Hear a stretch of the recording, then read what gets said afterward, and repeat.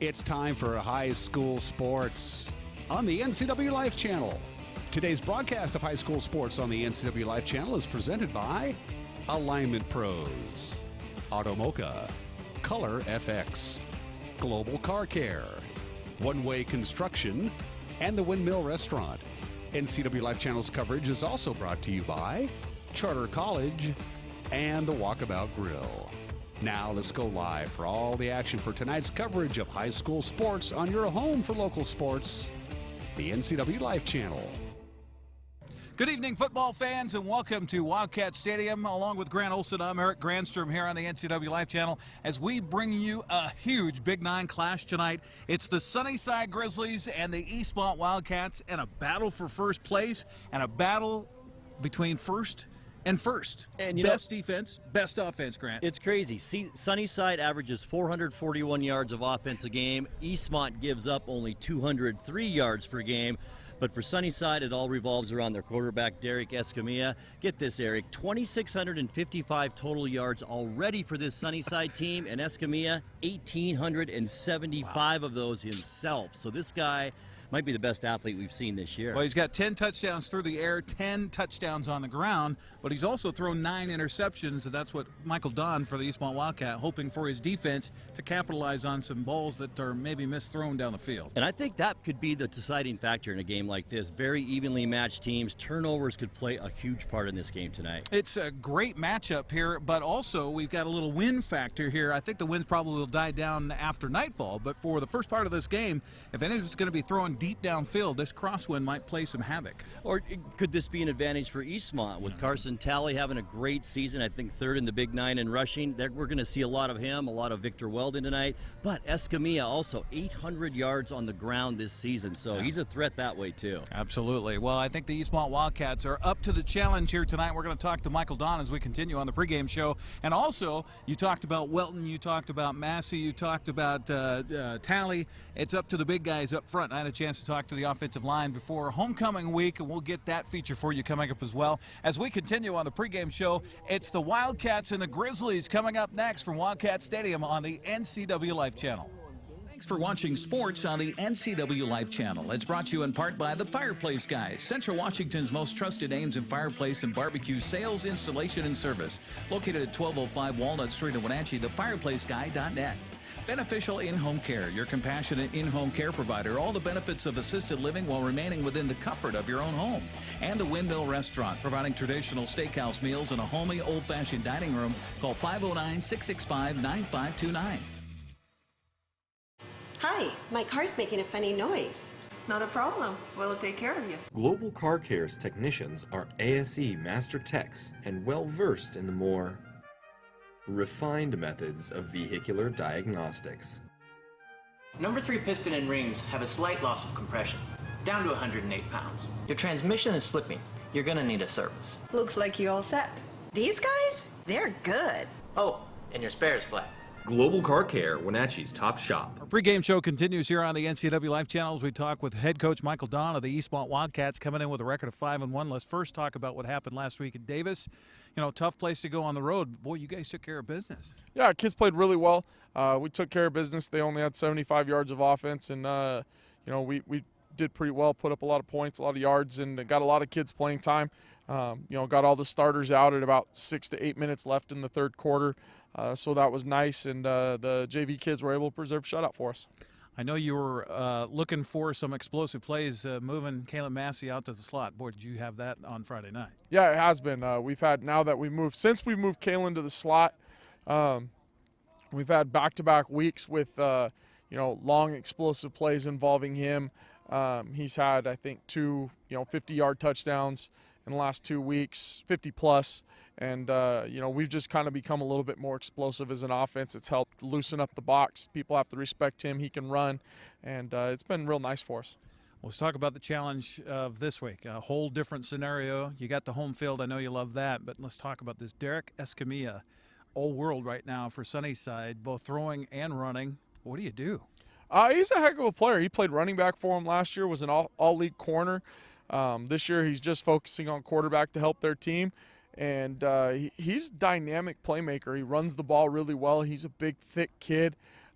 He's been flying around making plays, and he throws the ball. He does put it up in the air a lot, and they've turned the ball over a decent amount. So we got to get a few of those, and that'll help us out. And if we can kill some drives, getting turnovers, and slow him down and just make sure he earns every yard.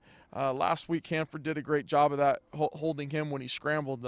He only had 46 yards against them, and a lot of it was their linebackers did a great job of closing in when he scrambled on pass plays and limiting his big plays after that.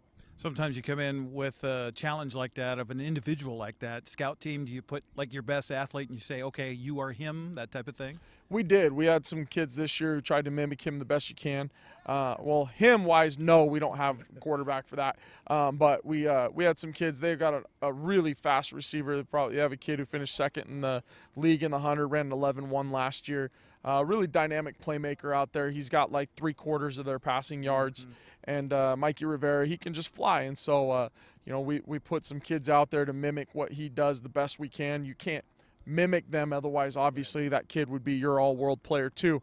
We just try to get kids out there to give us a really good look and do the best we can, and we hope we got a plan for that. So is this track meet? Is this, okay, they're going to get theirs, we need to get ours type of thing, or what are you expecting? Who knows? Coming into the game, we got the number one defense. They have the number one offense. Our offense is running the ball well, and they've given up some rushing yards, but they're still we're setting. I think it's stat-wise, it might be the closest matchup you can come up with. Number 1D, number 1O, number 3O, number 3D. It's really kind of anybody's game. We're both coming into this with a lot on the line, and our kids are just going to come out and compete. Speaking of that, you still have that goal right in front of you. Of course, this matters for everything right now this week. How the kids doing with all of that now, 5-1 and on kind of a little roll right now? At the end of it, you just kind of focus on the goal at hand is winning every game, and we've kind of told the kids that is this is an odd year where we only get one team in. Some teams got to opt up, and we lost a berth this year, and so we've got to go out and compete every week. You can't have a down week. You're not allowed to come out and play bad. You've got to compete every week, and we got to keep going 1-0 to even have that goal in mind. So it's nice to not look ahead because you have to take care of business every week. So our kids have done a really good job of not looking ahead. I was really proud of them this last week against Davis of not looking past them and not looking at the Sunnyside game coming up. We've done a really good job of just focusing on what we had at that point. Well, best of luck tonight. Keep everybody healthy. Thank you very much. You bet. Michael Don joining us here on the pregame show. We'll come back and get you ready for kickoff next here on the NCWLIFE channel. What's your Automocha emergency? It's a Paprika Mocha with whip. The espresso shakes are my most favorite because I can get any flavor. Peanut butter chocolate for pita. Definitely the espresso shakes. My favorite is the mocha for pitas. A peach Red Bull.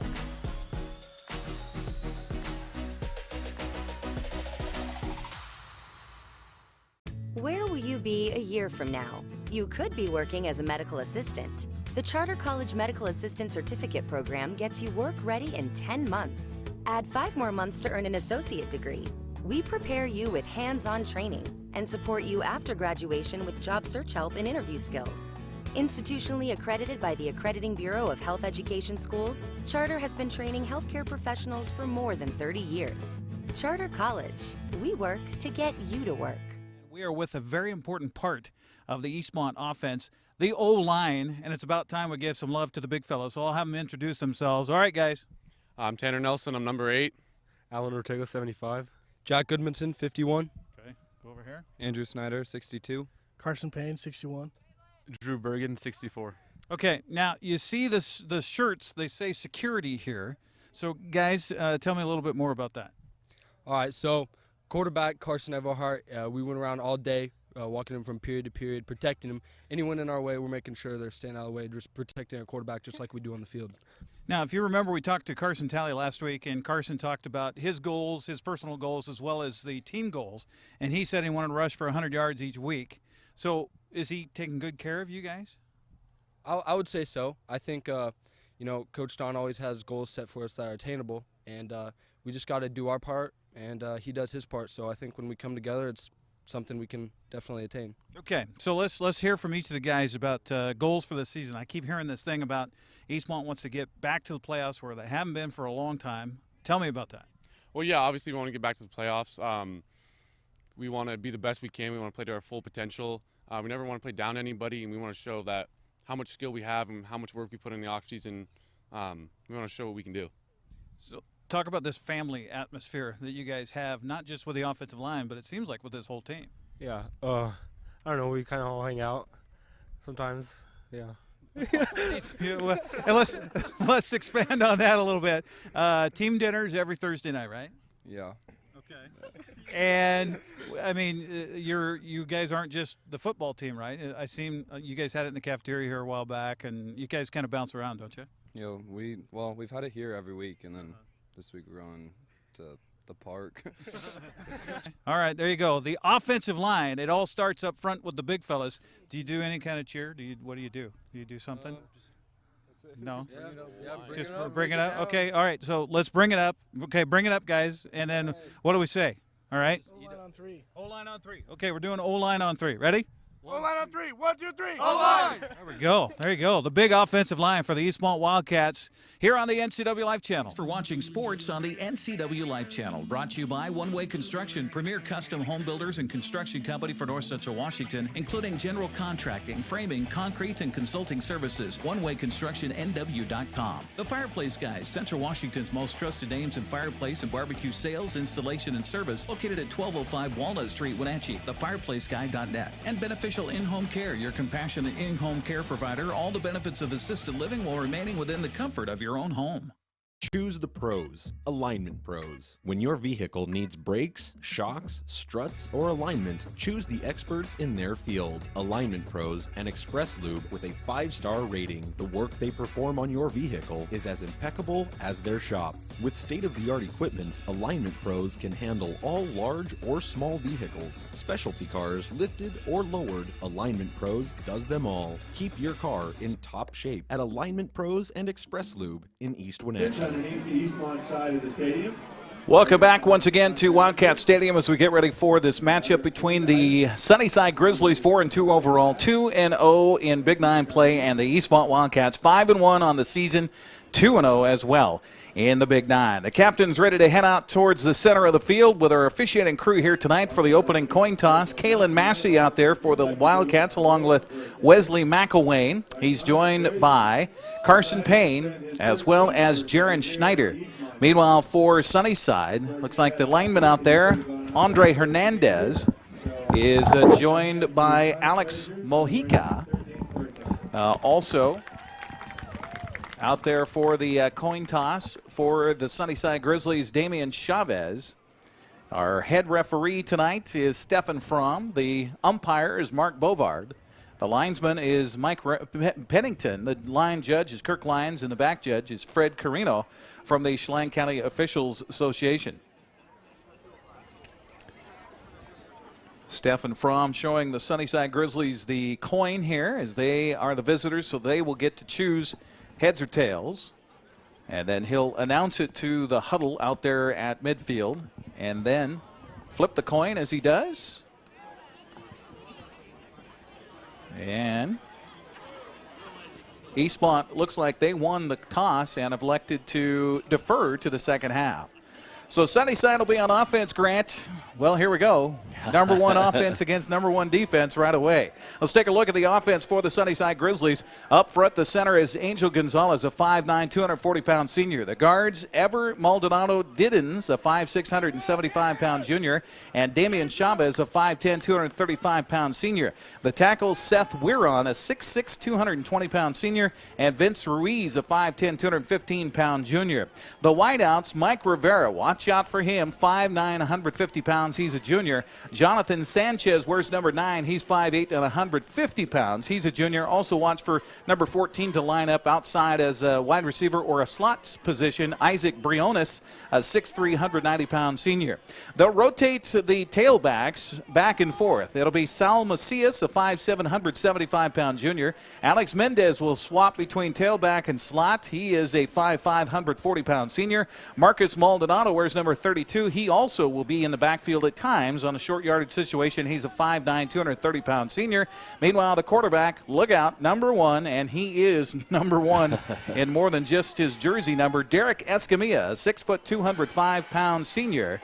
All-world right now for the Sunnyside offense. The defense for the Eastmont Wildcats up front, Max Prazier is one defensive end, a 6', 190-pound sophomore. The other, Dominic Torres, a 5'8", 190-pound junior. The tackles, Christian Tonga, a 6'1", 280-pound senior, and Christian Flores, a 6', 215-pound senior.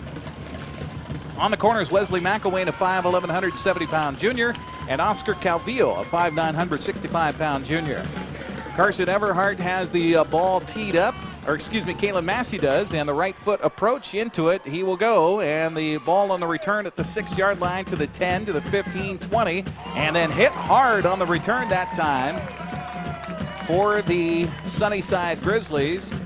It looked like it was Juan Alvarado on the return. Excuse me, no, it was 14. Isaac Briones on the return, or was it 3?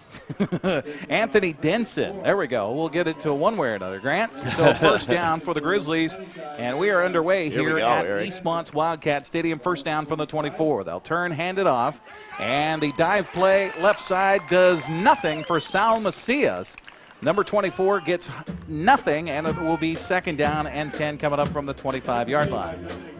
I can see Sunnyside's motive here, trying to establish a little bit of a run so Escamilla can kind of throw those short passes here early on, but they're going to try and run the ball, I think, on this first possession. Adam Sanchez lined up in there as the tailback now, number 20, back to pass, looking to his right, now getting flushed from the pocket and getting pressure and being dropped for a sack on the play.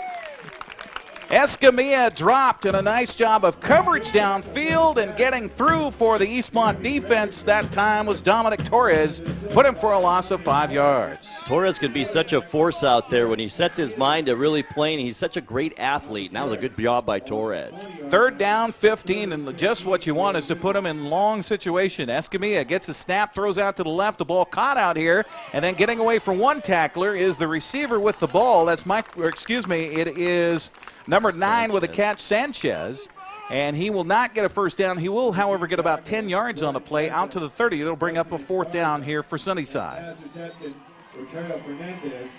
So quick, these receivers, Davis, Sanchez, all these guys, Rivera. You're going to be something out here for a Sunnyside tonight. McElwain will be the return man here for Eastmont as Alvarado will be back to punt. Little high snap, the punt away, a low line drive. Kicked away from McElwain. He'll come up and field it on the run at the 35 and get out near the 40 before he stacked up and dropped as Patrick Gallagher gets down there on the coverage. But Eastmont, 3 and out. That's what you want to do with that exactly how you want to start the defense. Game. You bet. Only give it up, as we mentioned, 203 yards a game this season, and done a great job on defense. The Wildcats are only they've only given up 59 points this entire season. They're the number 1 defense in the Big 9, and they showed it right there. Offensive line is Alan Ortega, Drew Bergen, Andrew Snyder, Carson Payne, and Jack Gudmundsson for the Eastmont Wildcats. Gudmundsson, I should say. And, of course, it's Carson Everhart in the shotgun. High snap to him. He'll keep it himself running left. No, it went direct snap to Carson Talley back there as he'll gallop for 2 yards over the left side. They lined up Everhart that time in a slot, kind of a Wildcat formation. It was a Wildcat, Eric, and he had some room over there. Great play by the defensive lineman for you Grizzlies, or else I think Talley would have had some more yards. Everhart is the quarterback, 6'6", 185 pounds, and a junior. Everhart getting the starting role after a trip to West Valley of Spokane. Played most of the second half, and they moved their former quarterback, Kalen Massey, out to a slot position. Back, turn, handoff, right side, dancing around. It's Welton, I believe, with a carry across the 50. Look out, here he goes, down the near sideline. It's Talley, inside the 20 and down to the 19-yard line. Huge run for Carson Talley around the right side. 41 yards around that right side, Eric, and it was all sprung by the right tackle of the Eastmont Wildcats. Great block over there. and that really sprung Tally, and he turned on the Jets. Well, we talked about it coming in. Michael Don says, that Sunnyside defense, yeah, they're okay, but they've given up 844 yards rushing so far this season. Eastmont in business, first down at 10 from the 19. Ball right hash mark for Everhart. Sets the offense under center this time. Turns, hands it to the second man through. That's Welton this time with his first carry. He stood up at the line of scrimmage and driven back there. Not much of a gain. In fact, no gain for Eastmont. Defensively on the stop, it was Fabian Esseguera. What I'd like to see Eastmont do is get Tanner Nelson a little involved in this offense tonight. Some short passes, maybe over the middle for 5 to 10 yards. He could be a weapon for Eastmont. Yeah, Sunnyside will look so much at the running game, and that would certainly surprise him. And Tanner Nelson lines up as a tight end to the right. He's mostly a blocking tight end. He'll switch over to the left now as they'll bring Welton back in the backfield along with Everhart. Turn, handoff. It's Welton running around the left side. He's got the corner to the 15 and then spun down there at the 13-yard line after a gain of a few. Coming up on the stop, Patrick Gallagher for the Grizzlies. Boy, they've got some speed on that defense. That looked like Welton easy, maybe jaunt into the end zone, and they converged very quickly there. 6 yards on that running play for Victor Welton. For the Eastmont Wildcats, Welton, the number 8 rusher in the Big Nine, with 319 yards coming in. Not bad for your backup running back with a 5.3-yard average. Fantastic running game so far. Welton and Tally in the backfield behind Everhart here on third down. Big third down conversion opportunity here for the Wildcats. Ball left hash mark. Turn, handoff, and it's Carson Tally up the middle. He's still got his legs turning. No, excuse me. Who was that on the carry that time? For the Eastmont. I think it was Massey. Was it Massey? Okay. I thought it was number 4. Boy, it's awfully hard to read these jersey numbers. It really is. Oh, it was 12, yeah. So for Eastmont, Kalen Massey with his first carry of the game. And he carries it all the way down to the 5-yard line. Gain of 8 yards for Massey on his first run of the game. And give Eastmont a first and goal from the 5. Boy, just kept those legs churning, Eric, going and got those extra yards. Sunnyside goes for the ball. They're looking for the strip out there. Turn, handoff, and, excuse me, who kept it? It was a second man through. I thought they handed it to Victor Welton. It was a reverse, Eric, and then Massey came from the slot position. He actually had the ball and slipped. Lost 2 yards on the play. A.J. Bora with the tackle. So it'll be second and goal from the 7 as Eastmont backs up for the first time in this drive. Haven't thrown a pass yet on this drive, Eric. No. Well, and what's the best way to beat the best offense is never give that offense the ball. Exactly right. Ball control, name of the game here for Eastmont tonight. Everhart breaks the huddle, comes up to the line, looks at a 5-man defensive front, and they're cheating up the middle. Here they come. Handoff, dive play right up the middle, and it is Tally with it. Not much of a gain. In fact, maybe got it back to the line of scrimmage, and that's all.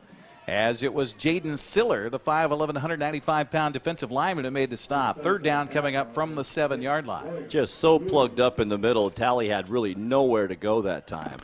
So does Eastmont choose to go to the air here on a third and goal from the 7? Lane Keller comes in with the play here for the Wildcats. Relays that information to Carson Everhart, the 6'6", 185-pound junior, breaks the huddle.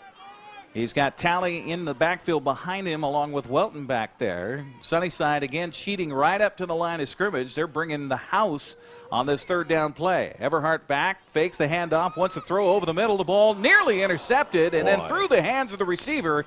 Incomplete in the end zone will bring up fourth down and goal. Stepping in front, Patrick Gallagher almost got an interception. And I think Everhart just telegraphed that a little too much. He looked that way the whole time. Gallagher had it right in his hands and just couldn't hold on. But that was kind of a telegraph pass. So here we go with a field goal attempt to try to put the first points on the board. They're going to spot this at just inside the 15. Call it a 24-yard field goal attempt.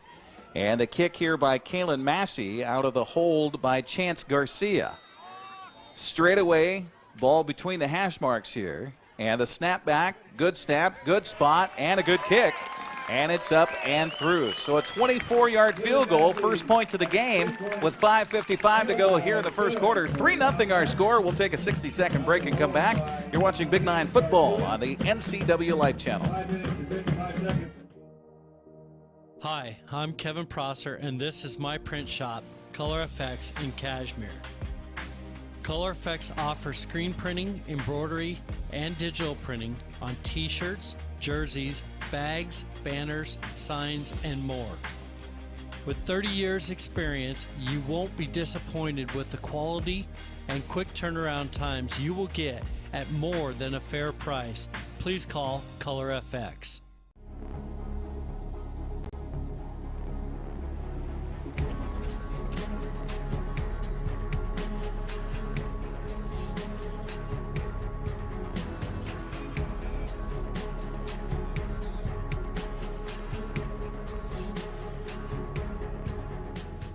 Walkabout Grill, open 7 days a week for lunch and dinner in downtown Wenatchee and now downtown Leavenworth, where eating out is eating healthy.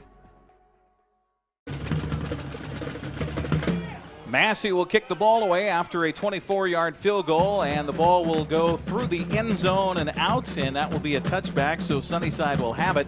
The drive for Eastmont, Grant, 9 plays, 56 yards, stalled at the 5. They got backed up a couple of yards to the 7. And the 24-yard field goal with 5:55 gives Eastmont the early lead here, 3-0 over Sunnyside. You can't ask for a better start offensively or defensively. 3 and out to Sunnyside on their first possession. Then your offense, a nice drive, as you just mentioned, and you get some points out of it. Perfect start for the Wildcats. So here we go with Sunnyside back with the ball in hand. First down from the 20, and Escamilla wants to keep it, but a nice job in the backfield, and we're going to get a flag down on a hold, I believe. And was that Tonga? He was held and made the tackle, Eric. Reached out and got just enough of the foot of the quarterback, Derek Escamilla. Dropped him for a 2-yard loss. And I think Eastmont, if they're wise, will just wave off that penalty after a loss on first down.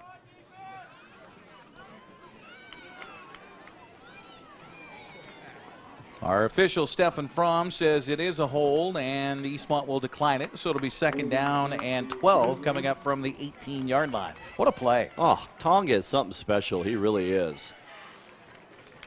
Doesn't he have quick feet for a big guy, doesn't he? He really does. And hands. Does. You got Christian Flores, 99, and Christian Tonga, 90. That may have even been Torres that got in there. High snap to Escamilla with pressure. Now rolls out. He's across the 20, puts the shoulder down at the 25. He's bumped out of bounds here on the near side as Esparza comes up to knock him out of bounds. Going to be shy of the first down, bringing up a 3rd and 5 after a 7-yard scramble. He has nobody open downfield. Great coverage. I was just going to mention that. The Wildcat defensive backs are doing an outstanding job of keeping those receivers in check, and there's some speedy receivers out there. We haven't heard Rivera yet tonight. He's a force in there. 800 yards receiving on the season so far. Not too often you see a change in the lineup on the offensive line. Jaden Siller will come out here for Sunnyside. And Escamilla turns and hands it off. And nothing happening again for the running back, Sal Macias, as he is quickly pounced upon by the Eastmont defense. Nothing happening there. And the stop made for Eastmont by Jaron Schneider. The senior captain comes through, 4th down again. What a stand again for the Wildcats. And they're doing a great job not only anticipating the run, they're getting in there and making the tackle at the point of attack. Just a 2-yard gain. Alvarado wants to punt the ball away, but we've got a flag down first. And they're doing a head count here, and looks like Sunnyside might have too many men on the field. Yes, they do.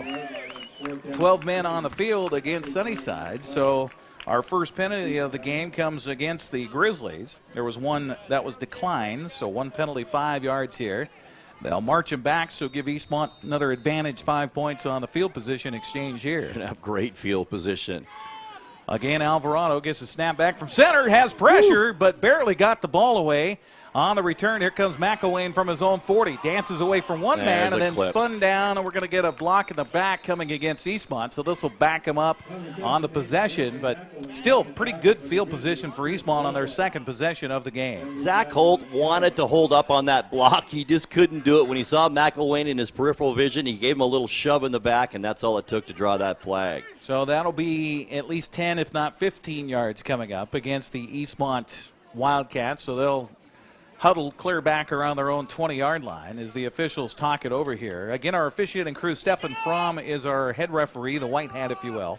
Mark Bovard is the umpire. So Mark will mark it off from the point of the foul, which is at the 45-yard line. Well, Bovard went 11 yards on the mark off there. You know what's frustrating about that, though, Eric, for Coach Don, is that block wouldn't have any effect on that run one way or the other. Right. Now you get penalized those yards when you could have had some good field position. Eastmont, good time here. First down at their own 35-yard line, and 4:55 to go in the first quarter, leading it by a score of 3-0. As Everhart turns, hands it off, running around the right side is Talley. Talley trying to get away from an arm drag there, but couldn't quite get away from A.J. Boria. And he still gets 5 yards out to the 40. It'll be second down. Talley's having himself a season, isn't it? I saw it the first game. You and I did the next game, and he has been just getting better every week, and he's a force on this running attack for the Wildcats. Number 2 in the Big Nine rushing, coming in with 754 yards, a 7.5-yard average. That's awesome. For Carson Talley. And that you got to give credit to the big fellas up front, too. Second down 5. That kind of opens up the playbook here. Let's see what the Wildcats decide to do. They're going to go a little end around. Here comes Massey around the corner. Tried to stop and skittered a little bit on his footwork there. Nate Davia comes up and makes the stop. Short gain on the play. Going to bring up a 3rd down and 2 for the Wildcats. This is a big 3rd down here. It is. Eastmont picks this up, keeps this going. This has been a fast-moving 3rd quarter. 3:50 now left, Eric. Yeah. It's been quick-moving. First quarter. First quarter. We don't want to rush it. Did I say the game? You said first quarter. quarter. 3rd quarter. Oh, I did. Yeah, that's okay. That's all right. 3rd down coming up. Big play here for the Eastmont offense. Good crowd on hand here tonight. Sunnyside cheating up in the middle again as they'll bring those backers right into the gaps here. And what a 6-man defensive front. Turn, handoff, second man through, and he's got a gap. Look out. Here goes Carson. Kalen Massey to the 15, to the 10, to the 5, and into the end zone. 56 yards on the touchdown run for Kalen Massey. All he needed was a little gap, and when you cheat up in the middle, there's nobody there. When you blitz and you commit, you can get caught, and that's exactly what happened to the Sunnyside Grizzlies there. Beautiful run by Massey, and he turned on the Jets, got some speed downfield.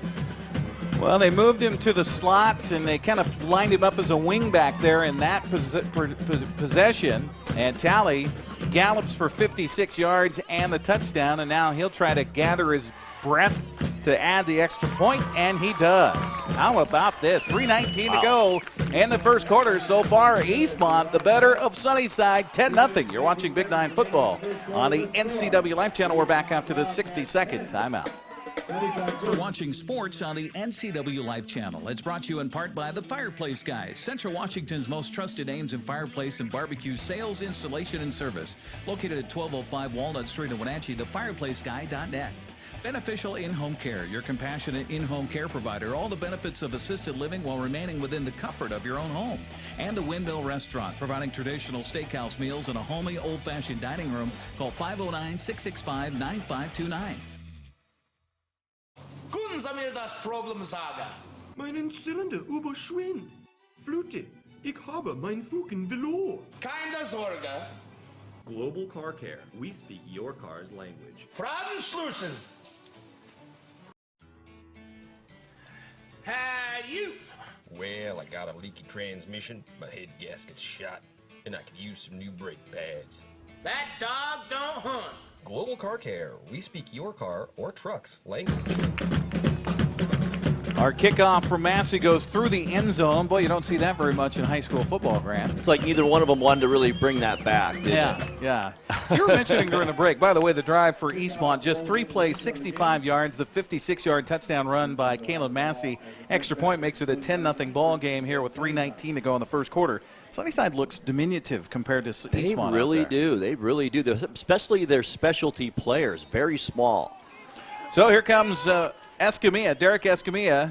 Turn, hands off, and look out to the 25, 30, 35 on the run across the 40-yard line on the carry. This time, Adam Sanchez for a big gallop. We got a flag that came down late. Let's hang on here and see what this one comes out. It was thrown by the white hat, Stephen Fromm.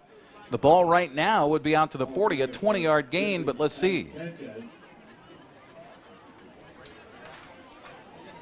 Showed his quickness there on that run. Yes, Eastmont's got to be on their toes.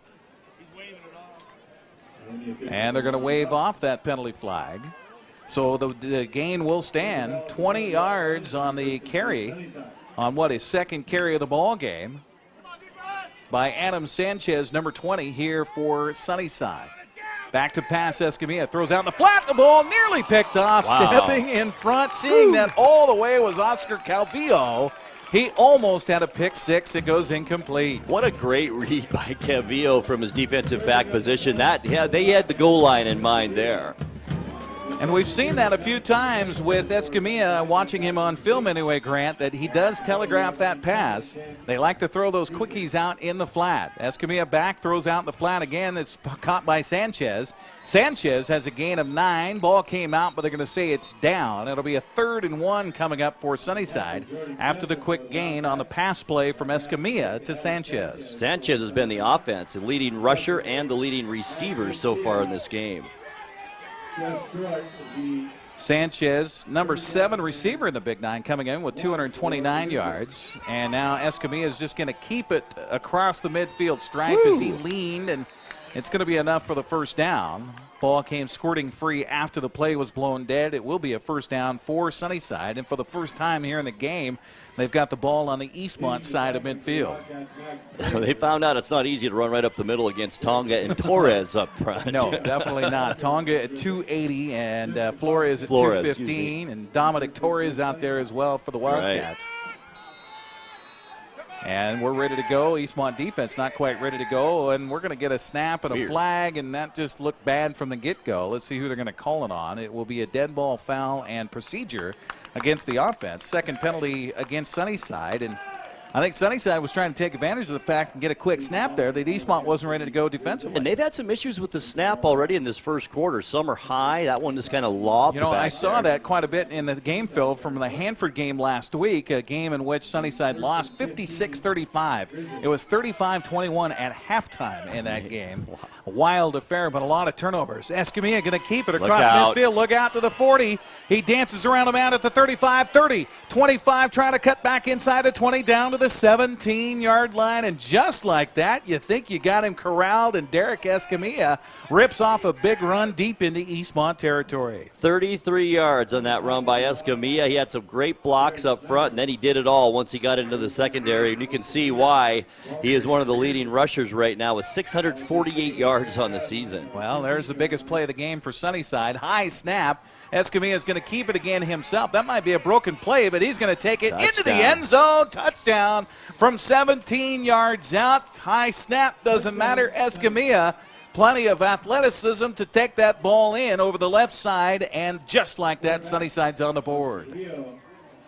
Didn't take long. They moved down the field that time by their star, Escamilla, who's been the offense this entire season. We mentioned 1,875 yards total offense for Escamilla on the season.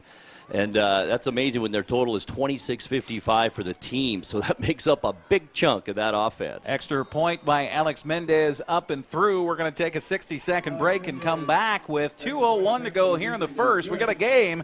Eastmont 10, Sunnyside 7. You're watching Big Nine football on the NCWLIFE channel. What's your Automocha emergency? It's a Frappuccino mocha with whip. The espresso shakes are my most favorite because I can get any flavor. Peanut butter chocolate for pita. Definitely espresso shakes. My favorite is the mocha for pitas. A peach Red Bull.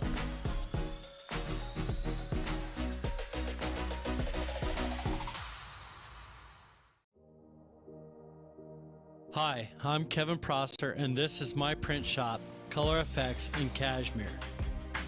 Color Effects offers screen printing, embroidery, and digital printing on t-shirts, jerseys, bags, banners, signs, and more. With 30 years experience, you won't be disappointed with the quality and quick turnaround times you will get at more than a fair price. Please call Color FX. Well, that was quick. Only took 6 plays to go 80 yards, most of that by Escamilla. 2:18 off the clock and a touchdown run from 17. Extra point makes it a 10-7 ball game, and Sunnyside ready to kick it back to East Wenatchee's Eastmont Wildcats. Alex Mendez with the ball teed up at the 40, and it's an onside kick, and it's loose over there. We'll see who got it. Ball loose on the ground. It's going to be Sunnyside Football. What a great call. That was a fantastic call by head coach John Lobestall. You got the momentum, you're trying to keep it, and that's the way to do it. Absolutely. I believe it was Chris Lopez who covered the ball, number 10, for the Grizzlies. So after the onside kick, they'll have the ball at the Eastmont 49-yard line with 1:59 to go here in the first quarter. So the Wildcat defense didn't have time to really kind of digest the information on the sideline. They're right back out there, and so too is Derek Escamilla. Under center, turn, handoff, left side, dive play. Linebacker comes up and wraps up the running back, and carrying the ball this time, it was Adam Sanchez. Got a gain of 5 yards. The tackle was Schneider for Eastmont. The Sunnyside line now opening up some holes along that front part of the Eastmont defense, and they're getting some room to run now. Sometimes you can be a little too aggressive on the defensive line. Right. If you shoot a little bit too fast into the backfield, then suddenly that back is past you before you know what's going on. 2 receivers wide to the far side of the field to the right. Back to pass. Escamilla throws that way. The ball caught over there, and then trying to dance away. Look out, that's Mikey Rivera. Wow, quick. He does have some scoot. Gain to the Eastmont 42, going to bring up a 3rd down. Mike Rivera with that reception for Sunnyside. Only 3 yards on that gain out there for the Sunnyside Grizzlies, and pretty good coverage for Eastmont that time by Wesley McElwain. 3rd down, call it 3 here for the Grizzlies.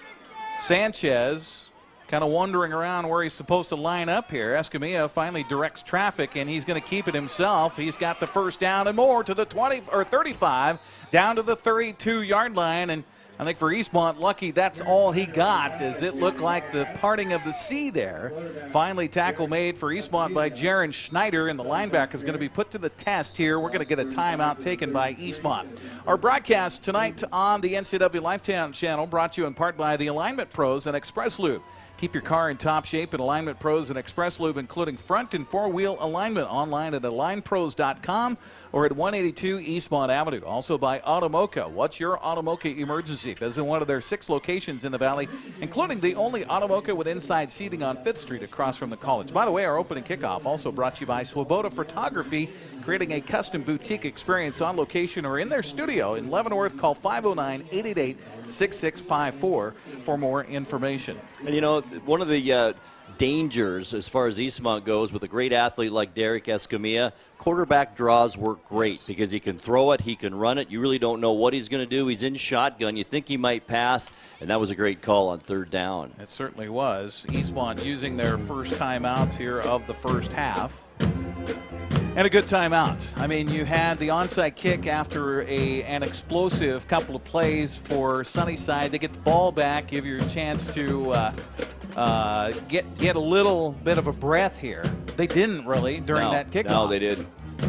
What was that score you were just showing me? Wenatchee 7-0 over Davis at the end of the first quarter. Okay, and Eastmont coming off a 41-0 win over Davis a week ago. On the road, that's where the Panthers are down in Yakima tonight. 1st down and 10 here from the 32 after the timeout taken by the Wildcats. So Escamilla in the shotgun, and beside him is Sanchez in the backfield.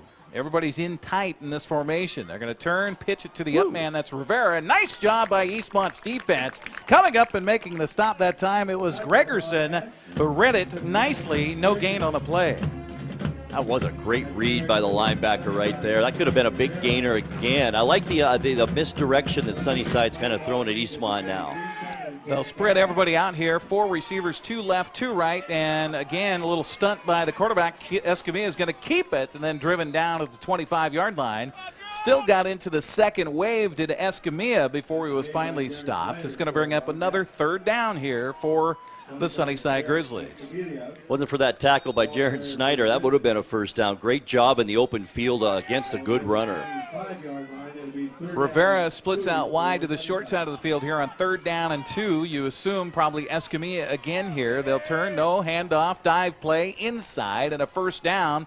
This time it's Fabian Chavez on the carry, but we have a flag down about the place where he was tackled, maybe a face mask coming up against Eastmont. You know, he went down very strangely. It might be a horse collar is what I'm thinking, grabbing him from the back of the shoulder pads and dragging him down. He just went down so easily that something happened there. Yep, a face mask was called against Eastmont, so give him a first down on the carry to the 16. That was Sanchez, right? 11 yards on the running play. Yeah, Sanchez on the carry, number 30 for the Grizzlies. They'll mark the penalty flag off. So it's just a 5-yard incidental face mask, but down to the, 12 as well. They'll put it first down and 12. That's the first penalty against Eastmont of the ball game. Geez, our replay looked like it was a horse collar from the back, didn't it? That will be the final play of the first quarter. So what a quarter it was, and what a stem winder we have on hand here as we will take a 60-second break and come back. Eastmont 10, Sunnyside 7. You're watching Big 9 football tonight on the NCWLIFE channel.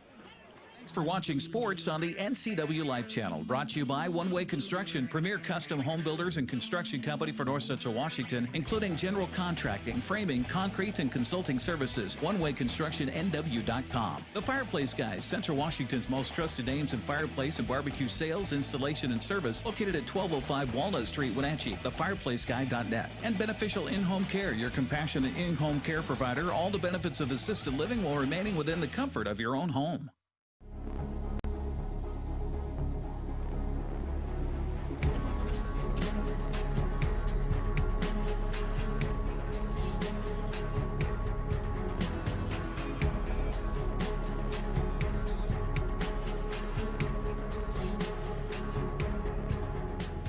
Walkabout Grill, open 7 days a week for lunch and dinner in downtown Wenatchee and now downtown Leavenworth, where eating out is eating healthy.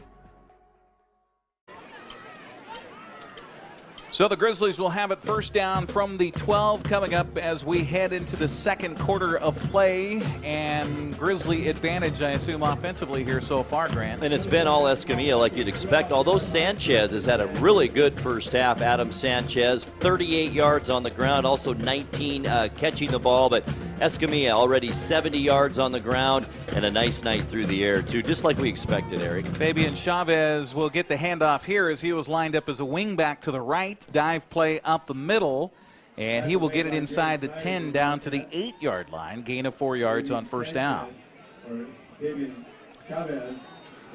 So you got Chavez, number 30. You got Sanchez, number 20, and there's Escamilla just throwing it up for the end zone. The ball is overthrown. The intended receiver looking for Rivera. Pretty good coverage out there for Eastmont, as I think it was McElwain on the coverage on the corner out there. Brings up a third down. Little help from Jordan Jessup over there in the corner as well. And I'm sure that's something Escamilla and Sanchez practice a lot, or not Sanchez, I mean Rivera. Yeah. Rivera having this great season, but they're so small, these receivers. I can see how quick they are now.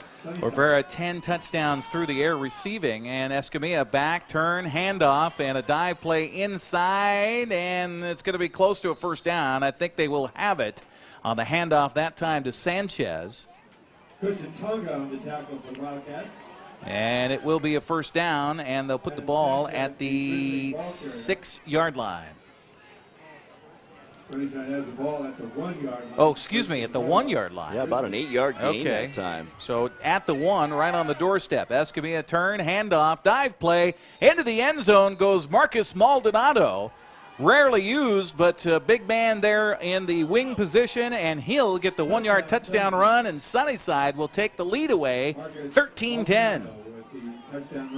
Big momentum swing here in this game, especially about halfway or a little bit over halfway through that first quarter. Sunnyside and the onside kick, that really got these Grizzlies going. So not Maldonado with the touchdown. The extra point, though, was a bad snap, bad hold, and a line drive is no good. So with 11:19 to go here in the first half, it's now 13-10. Sunnyside leading Eastmont. We're back after this 60-second timeout. Hey everyone, so today I'm tackling Medical Assistant Ninja, trying to get that next level career. Man, this dead-end job is holding me back. Decision time, I'm going Charter College. Now I'm a medical assistant student. Rocking it? Yeah, earned the President's Award. Score! Took my career to the next level. Hey, I can level up to Medical Assistant Ninja, so can you. Get on it. You don't want to see this happen. It's the oil light on your car. Oil is the lube of life for your car's engine. At Alignment Pros and Express Lube, they pour the best oil your car deserves. Expect fast, friendly, superior service in a clean environment. They'll change your oil and perform a 21-point inspection while you enjoy the comfort of their amazing waiting room. Keep your car in top shape at Alignment Pros and Express Lube in East Wenatchee. Sunnyside after the onside kick, 11-play, 49-yard drive. Maldonado with the 1-yard touchdown run. Extra point, no good. Makes it a 13-10 Sunnyside lead. Eastmont looking to get the ball back on a high short kickoff. Taken by the up man at the 35, 40, and out to the 43-yard line. On the return that time for the Wildcats, I think it was Hunter Rule or Hunter Moore. 36 it was. Right. Hunter Moore on the return for the Wildcats. Only a freshman. 5'9", 185-pound freshman. Play special teams, baby. Absolutely. You never know when that ball's going to come to you. So Eastmont now, can they enter? Can't answer, that is, as they get the ball back with 1:11 or 11:11, that is, left here in the first half. Everhart under center. Turn, handoff, first man through. Not much happening over that left side. And after some first good gains here for Eastmont on their first drive of the ball game, that Sunnyside defense has really stiffened up here. Carson Talley with a gain of maybe 2 out to the 45. And you know, Carson Talley, other than that long 41-yard run, he's had runs of 2, 0, 5, and 2. Wow. So one big run for Talley. Welton at 6 yards so far on the ground. Dominic Gonzalez up front at 5'9", 240. Jaden Siller at 5'11", 195.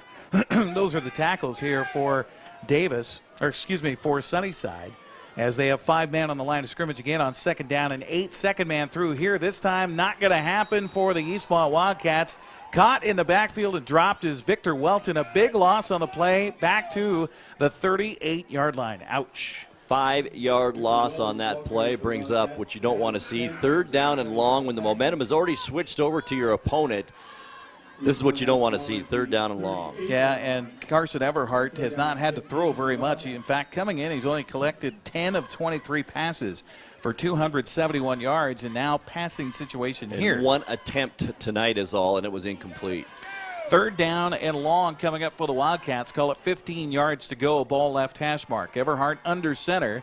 Turn, handoff, left side, and it is Victor Welton, and he has stood up and going to be dropped.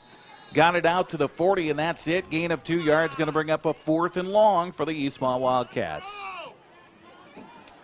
Well, now the Wildcats hope they can get a good punt here and maybe pin Sunnyside back a little bit. The last thing you want to do right now, the momentum's on Sunnyside side, is give them great field position here. Yes, and back to return this punt will be Nate Davia, 5'8", 160-pound senior.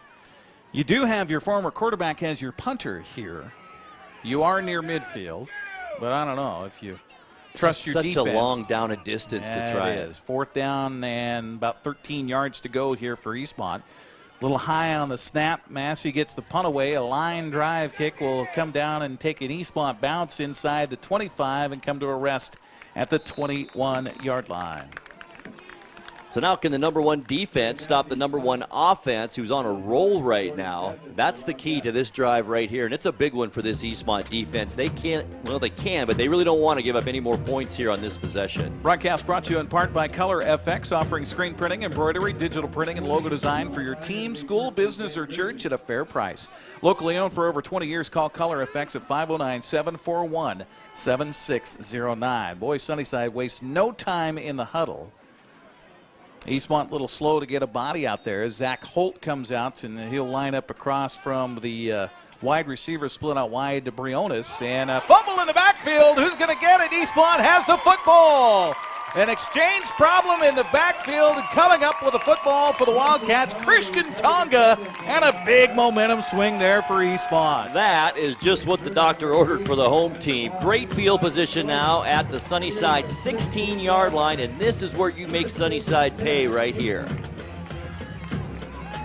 They'll have the ball at the 16-yard line. It was a mishandled exchange, I think, in tight. between Escamilla and his running back. So Eastmont with the ball at the 16, first down and 10 with 8:46 to go here in the first half. Turn, handoff, dive play. It's Talley as he keeps the legs driving down to the 11. A gain of 5 yards on first down. Grind away, grind away. That's Eastmont's offense, and that's what they want to do here. Take a little bit off this clock, score a touchdown, retake this lead. Coming in with the play off the sidelines is Lane Keller, as he'll give that to Carson Everhart, who leans into his offensive line, hoping the big O-line that we featured here in the pregame show can do some magic against a very stingy Sunnyside defensive front. They've got, 6, 7 guys in the box. Handoff right side, and not much happening again for Carson Talley. Maybe, no, he got back to the line of scrimmage. No gain on the play, going to bring up a third down for Eastmont. Eastmont's going to have to put it in the air here eventually. Either a screen pass, something short over the middle. You got to keep this Grizzly defense honest, because you said they're playing 7 up on the line right now. Well, even if you take Kalen Massey and split him out into that slot position and just throw it to him and have him use his athleticism. Splitting out wide to the right here is Logan Easley to the far side of the field, but everybody else is in tight. Massey is lined up as a wingback on the left here next to their tight end. Turn, they're going to hand it to Massey running around the right side trying to pick up a block. Still got his feet and is going to get a first down inside the 5 down to the 4-yard line. Boy, an upright runner. He was the tallest helmet out there for Eastmont, but he got a first down to the 5-yard line, gain of 6 yards. Looked a little like Eric Dickerson sliding through the line right there. An upright runner, a nice run by Massey, just enough for that first down, keep this drive going. Now they're going to bring in a jumbo package as Christian Tonga will come out there as an extra blocker here for Eastmont. From the 4-yard line, so that's where they'll put it.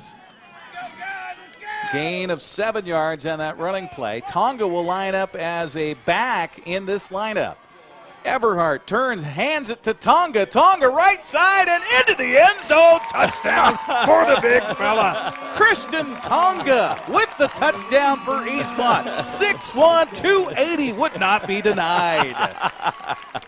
You know, I saw this in the first game that he was a blocking back. I think I told you when you came back that he used him like refrigerator Perry, like the Bears used to do. But this time they handed it to the big guy and a chance for a touchdown. How great is that? Well, and how nice is that? Bookends for Tonga, because he got the fumble recovery. He puts it in the end zone. He puts Eastmont back up on top of the scoreboard here. And now the extra point by Massey on the way and through. And just like that, the Wildcats retake the lead with 6:57 to go here in the half. It's the Wildcats 17, the Grizzlies 13. You're watching Big 9 football on the NCWLIFE channel. Thanks for watching sports on the NCWLIFE channel. It's brought to you in part by the Fireplace Guys, Central Washington's most trusted names in fireplace and barbecue sales, installation, and service. Located at 1205 Walnut Street in Wenatchee, thefireplaceguy.net. Beneficial In-Home Care, your compassionate in-home care provider. All the benefits of assisted living while remaining within the comfort of your own home. And the Windmill Restaurant, providing traditional steakhouse meals in a homey, old-fashioned dining room. Call 509-665-9529. Hi, I'm Kevin Prosser, and this is my print shop, Color Effects in Cashmere. Color Effects offers screen printing, embroidery, and digital printing on t-shirts, jerseys, bags, banners, signs, and more. With 30 years experience, you won't be disappointed with the quality and quick turnaround times you will get at more than a fair price. Please call Color FX. Anthony Denson will be back to return this kickoff here from the Wildcats along with Nate Davia. Meanwhile, the 4-play, 6-yard drive only took 49 seconds off the clock. Tonga with the touchdown run. The extra point makes it a 17-13 Eastmont lead. It will be Davia inside the 18 across the 20-25 and almost squirted outside. Jonathan Sanchez, number 9, was on the return there. He'll get it across the 30 to the 31, so pretty decent field position for Sunnyside as they get the football back. Nice tackle by Zach Holt there. That could have been a bigger run back than that. Nice job by the 5'9", 160-pound senior. 6th possession of the first half here for Sunnyside. Grizzlies Back on offense, Derek Escamilla under center. Turn, handoff over the right side. Look out. Here comes the running back across the 40 to the 45-yard line. And again, that was Adam Sanchez on the carry. And nothing fancy, Grant, just a simple dive play right side, but good blocking up front. And it led by Damian Chavez, the offensive lineman on that right side, blew that hole open. He has done a great job this entire first half, 5'10", 235 pounds. 14 yards on the run that time by Sanchez, and he'll get the handoff again. Leakage in the backfield, though. Tonga is there for the Wildcats first, helping out Jaron Schneider. Loss on the play of a yard back to the 44. And Seth Warren, the 6'6", 220-pound lineman, just looked at Tonga like, how did you get by me like that? He tried to get at him and just couldn't do it. Were you in my huddle? Right. Did you know the snap counts? Sometimes it helps to guess, and you guessed right there. Escamilla, dive play, not much happening. Eastmont stiffening up defensively up front. One of the first helmets to get there was Christian Flores for the Wildcats. Gain of a couple of yards, going to bring up 3rd and long for Sunnyside.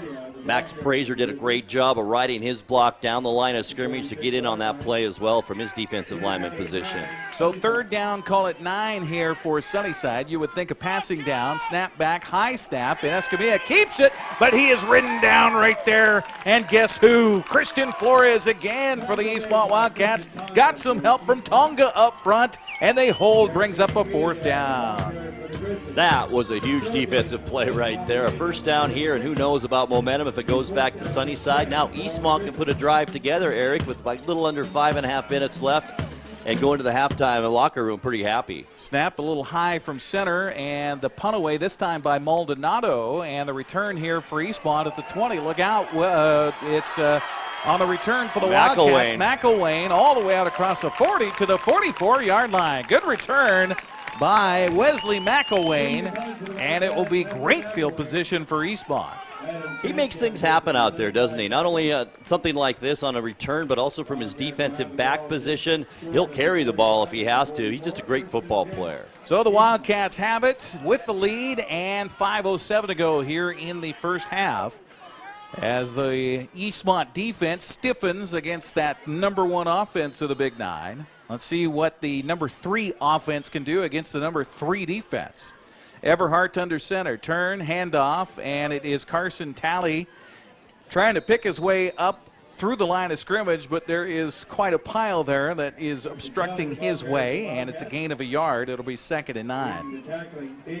Talley's had a lot of carries, and there's been some tough yards so far in this first half, other than that long 41-yard run. You look at one of the big fellas up there, A.J. Berea, at 6'3", 225, one of those big plugs in the hole up there. Andre Hernandez, also 250. Just lay down and he'll be in your way. 2nd and 9 coming up. Turn, handoff, and in the backfield, and nothing happening for Victor Welton that time, as getting right into his face as he got the handoff, Marcus Maldonado. It'll be a loss all the way back to the 43-yard line, 3rd down and 11 or 12 coming up for Eastmont. What a great read by Maldonado from his linebacker position. He's also a running back, but he has done a heck of a lot more on defense tonight. He does a great job because he's got a big body out there plugging those holes as well. Eastmont will bring in with the play Logan Easley, who will line up as a wide receiver to the far side of the field right. Break the huddle, come up on the line of scrimmage. Not many pass attempts here in the game for Everhart. Tanner Nelson will switch from left to right at the tight end position. Everhart, turn, handoff, and it is Carson Talley trying to get to the corner. He did get to the corner, but he couldn't get away from the grasp of Chris Lopez. It'll be a gain to the 46, and it'll be a timeout here taken on a 4th down play coming up as Sunnyside uses its first timeout. Smart timeout with 3.5 minutes left in this half. They want to get another score here, down only by 4. That's a good call by Coach Lobestall. Our broadcast brought to you in part by Global Car Care, a quality auto repair facility with highly trained technicians celebrating 25 years in the car care business. They speak your car's language at 1840 North Wenatchee Avenue. Also by One Way Construction, premier custom home builders and construction company for North Central Washington, including general contracting, framing, concrete, And consultation services online at onewayconstructionnw.com. And by The Windmill, a time-tested restaurant providing traditional steakhouse meals in a homey, old-fashioned dining room. Open 7 days a week, 4:30 to 9. Call 509-665-9529. That's 665-9529 for The Windmill. Well, punting situation here, Grant. You've got 4th and 8. Sunnyside takes a timeout. They want to preserve and get a chance to get their offense the ball back. Sure, of course. #1 offense in the Big Nine. Do you dare fake a punt here? No. You punt it away to them and rely on your #1 defense in the Big Nine. You play smart. You do play smart here. Okay. You don't want to give them field position. Yeah, no, and this then close a momentum game. right going into half. Right. So 4th down as it will be Kalen Massey back to punt the ball away, standing inside his own 35-yard line. He's got Christian Tonga as a blocker right in front of him, so that is like a security blanket right there. Good pass from center, and Massey's punt will go to the right and sail out of bounds. We have the wind blowing off and on. It seems to have lessened here, and I think that ball just went off the side of his foot. He wanted to keep it away from a dangerous return man, but that ball will go out of bounds at the 28-yard line. So no, it could have been worse. It really could have been. it's- I mean, you didn't get a run back on that, and you're still inside the 30-yard line. They could have done worse. Now it's defense time for the Wildcats. 3:26 to go here in the half. 2 timeouts remaining for this dangerous offense that hasn't had much success through the air. Turn, handoff, and a dive play. And, ooh, boy, good tackle at the line of scrimmage to hold on for dear life to Arturo Fernandez, who gets a rare carry. Gain of 2 out to the 30. 2nd down, 8 coming up. Snap back to Escamilla. He's going to launch it deep downfield. It's a home run ball and well over the extended reach of Mikey Rivera. In fact, that went past everybody, and Escamilla has an arm on it. He threw it about 55 yards in the air right there. 2nd down coming up from the 30. And one thing, if you're Eastmont here, you got 2 timeouts in the bank. You make a hold here, you're going to get the ball back with time. Absolutely. Also in the backfield, Marcus Maldonado here as a wingback to the left side of Escamilla on this 3rd down and 8. Escamilla back, looking, now wants to scramble, now throws downfield. The ball is caught at the 45-yard line, and that'll be enough for a 1st down as falling down to make the catch, Isaac Briones, and a gain of 15 yards to the 45. First reception of the night for Briones, also one of the top receivers in the Big Nine. I mean, heck, who isn't a top receiver on this team in the Big Nine? They've got 4 of the top 15 receivers in the Big Nine. Turn and a counterplay. Look out, Fernandez, and he had a gap, but then it is quickly closed off there by Eastmont, and that time, again, it's Schneider on the tackle. Gain of 5 yards out to midfield. And that carry again by Fernandez, who's in the backfield. Escamilla throws out the flat, and that ball looked like it was trying to come out of the hands of the receiver out there.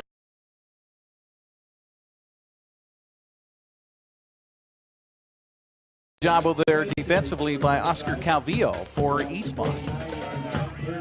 So 3rd down and 4 coming up. Need to get to the Eastmont 45 for a 1st down. They'll throw out the flat, the ball overthrown the intended receiver, looking this way for Fernandez. And it goes incomplete, and that'll bring up 4th down. And you know, it looked like the ball wasn't firmly in Escamilla's hand. It was kind of bobbled. He threw it. It was moving on him a little bit. Funny, lucky that wasn't intercepted. And they're going to go for it here on 4th down with 2:11 left in the 1st half. Trailing in this game 17-13. Watch Escamilla maybe run it, and he will. That was a called play. He's got the 1st down and more to the 35, 30. One man to beat to the 20. Look at the Jets as he takes it all the way into the end zone from 49 yards out on a 4th down play.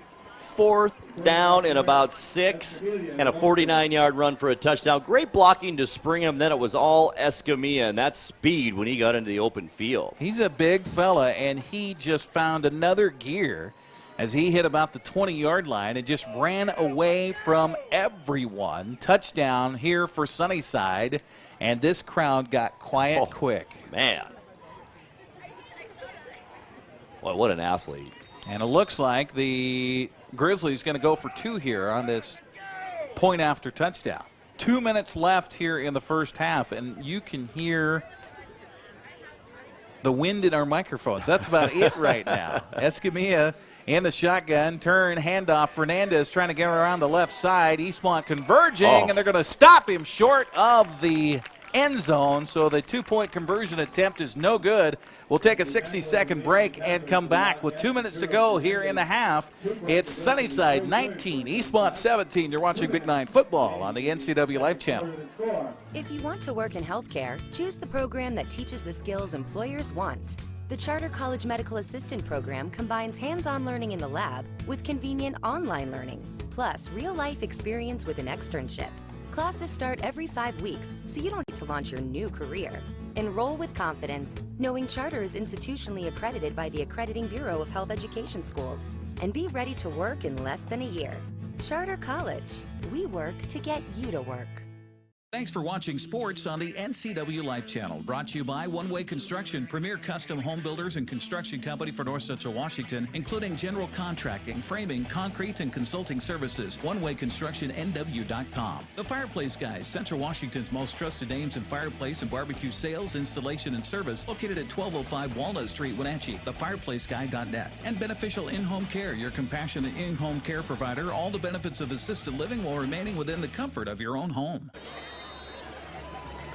Alex Mendez has the ball teed up at the 40-yard line for the ensuing kickoff following the go-ahead touchdown by Sunnyside. A squib kick will be taken by Eastmont, then dropped back there at the 16, then the 20 on the return. Look out, 25. He's got some room to the 30, 35, out to the 37-yard line. Good return that time for Eastmont by Chance Garcia. Flags all over the place as the players got up off the turf there. 3 flags on the field. As we check the flags, let's recap that drive. 7 plays, 72 yards, a minute 26 off the clock. The big pass completion on 3rd down, and then the big 4th down conversion on a run from 49 yards out by Escamilla. Got a dead ball personal foul coming against Sunnyside. So that's huge, as that'll put Eastmont up over midfield. What's interesting, Eric Escamilla comes in as the top passer in the Big 9, but here in the first half so far, 8 carries, 123 yards, and 2 touchdowns for the senior quarterback. Wow. So Eastmont with possession here, and they'll have it on the 48 on the good side with time and 2 timeouts. Everhart turn, hands off to Kalen Massey. Massey across the 45, 40, spins his way inside the 35 and finally dropped at the 33-yard line. Kalen Massey coming through. Nice run by Massey. That upright running style, looks like he should go down, but he just won't go down. He's like a weeble out there. Wobbles, but he won't fall down. 15 yards on that carry for Massey. Now Everhart in the shotgun. Let's see if they go to the air here. Massey rolling to his left. Everhart. Now he's going to throw down in the end zone. Has a man. It's caught. Kalen Massey on the collection of the touchdown pass from Carson Everhart from 33 yards out, and bam, Eastmont answers back. Only the 2nd pass attempt of this ball game. The first was incomplete. This one goes for a touchdown. What a beautiful pass and a great play. Great call, too, because Everhart could have run the ball there, Eric. It was wide open around that left side. A lot of room. Obviously, Sunnyside was not prepared for that play, as they just sent Massey on the run towards the end zone on a go pattern. The extra point almost blocked, but Massey gets it through. We'll keep it right here as we look at that drive. Just 2 plays, 48 yards, and still a lot of time left here. I guess if there's any negative here, Grant, still a minute and a half left of the first half. Right. So 2 plays, 48 yards, and just 19 seconds off the clock. The extra point makes it a 24-19 Eastmont lead here in the 2nd quarter. So a wild one here tonight. Our broadcast brought to you in part by Charter College. Charter types find solutions. Are you a charter type? They work to get you to work. Call 509-415-3576. Also by Walkabout Grill, where eating out is eating healthy in downtown Wenatchee and downtown Leavenworth. That's a pretty good completion ratio for Everhart. It sure is. What, 50% now? Yeah, 1 of 2, 33 yards and a touchdown. That's not bad. Yeah, quarterback rating, that's pretty good. Yeah, quarterback rating is about 135. Right, that's off the chart. Boy, Sunnyside, though, Eric, is just dominating in total yards. We'll get to that at the half. But just looking at my stat sheets here, there's no comparison in total yards. They will have Anthony Denson, who wasn't on our rosters, back there along with Alex Mendez on the kickoff return here from the boot of Kalen Massey. Right foot into it. High end-over-end kick will be taken by Denson at the 10, 15, 20. Up the middle he comes and then hit hard as he crosses the 25-yard line by one of the Wildcats. Didn't quite catch the number on Taylor Cannon, I think, was it Eric? Cannon Yeah. that made that stop? Yeah, number 6 for the Wildcats. Oh, it was Holt then. Zach Holt. He's made a few plays on special teams tonight. He has. He stays out there as a free safety here on 1st down and 10 for Sunnyside. They'll start this possession at their own 27-yard line with a $1:24 left here in the first What the half. Wildcats can't do is give up a big play right here. Back to pass. Nope, he's going to keep it himself. Escamilla was spied there by Schneider, and Schneider does a good job staying home, rides him down for a gain just across the 30 to the 31. Sunnyside's going to take a timeout. Coming up at halftime, while we go over some of the first half highlights on the replay, it looks like we have a big, giant cheer squad here for the Eastmont Wildcat cheer team. They must have had their cheer camp. There they are. Isn't that cute? Young ladies that are all lined up here ready to go for their halftime exposition, if you will. But Jaron Schneider, we've called his name quite a few times tonight and talked to Coach Michael Don about that. He said that looking at that game last week, and I watched that film as well, the key for Hanford on trying to corral Escamilla, they kept him to 49 yards rushing in that game, by the way, was the fact that their linebackers spied him well. And when Eastmont's made the stops, it's usually been the linebacker play. You know, and just watching so far through about a half, Eric, if I was the defensive coach of Eastmont, I would kind of let Escamilla throw the ball a little bit. He hasn't showed us a whole lot there, but we know he can run, and I would do the same thing that Hanford did. Second down coming up. The ball is at the 42-yard line, so it was a gain of 5 yards, almost 5 yards anyway. 32-yard line, excuse me, is where the ball sits. Snap back to Escamilla, has time, now wants to loft it deep downfield. The ball is underthrown and then picked off at the 30. Coming back on the return to the 40, to the 50. On the return for Eastmont, it's Jordan Jessup, and he'll bring it all the way back into Sunnyside territory inside the 25-yard line. First down, Eastmont. What a break right now for Eastmont. They also have 2 timeouts with a minute left. This is a great opportunity. A flag came down late as the officials talk about it about the 30-yard line, but what a great interception. Almost a 40-yard return here for Jessup. Let's see, first of all, I think that flag came down at the end of the play, so Eastmont will maintain possession, we assume. It is a dead ball call, personal foul against Eastmont this time. So that great field position will evaporate somewhat here as they'll mark it off from the spot of the foul, which is at the 33-yard line. So they'll go all the way back out near midfield. That's too bad. That was great field position with a minute left. Still not bad, though, Eric. A minute left with 2 timeouts. Plenty of time to move down at least maybe get into Massey into field goal range. So they'll put the ball out to the 42. That's where Eastmont will have it following the interception by Jessup. And nearly a 40-yard return on that interception return by Jessup. So first down with 1 minute to go here in the half. Wouldn't that be something if Eastmont could capitalize on this one? Everhart turn, little miscommunication in the backfield. Everhart's going to keep it himself. I think that was a busted play. Everhart does get positive out of it to the 38-yard line. Yeah, gets about 4 yards out of that busted play. I think they'll take it. Had 2 fakes in the backfield. Everybody came together. I don't think that's the time you want a meeting of the minds, is everybody all at once. Second down coming up for Eastmont. Everhart's going to roll to his right, wants to throw downfield. Throws on the run, the ball caught over there and then tripped up at the 25-yard line. But he'll have a first down over there on the catch for the Wildcats. It was Logan Easley. Nice pass that time by Everhart once again. Easily his first catch of the night. He was a force early in the season, now a good catch here. 12 yards on that pass play, and a timeout going to be taken here by Eastmont, their second timeout of the half. And we'll take a 30-second break and come back as well here with 27 seconds left in the half. Eastmont leading at 25-19, trying to get some more. We're back after this.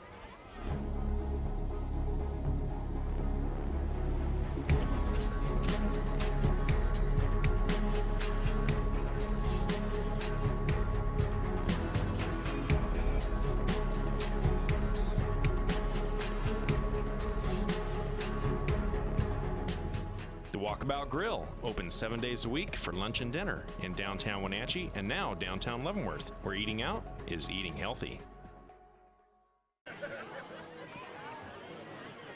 Welcome back once again to Wildcat Stadium. 25-19, kind of an odd score on the scoreboard here as the Wildcats lead Sunnyside, and after the turnover have it first down at the 26 of the Grizzlies on a pass play from Everhart to Easley. Good for, 12 yards on the pass play to the 26 after the Eastmont timeout. They've got one left here.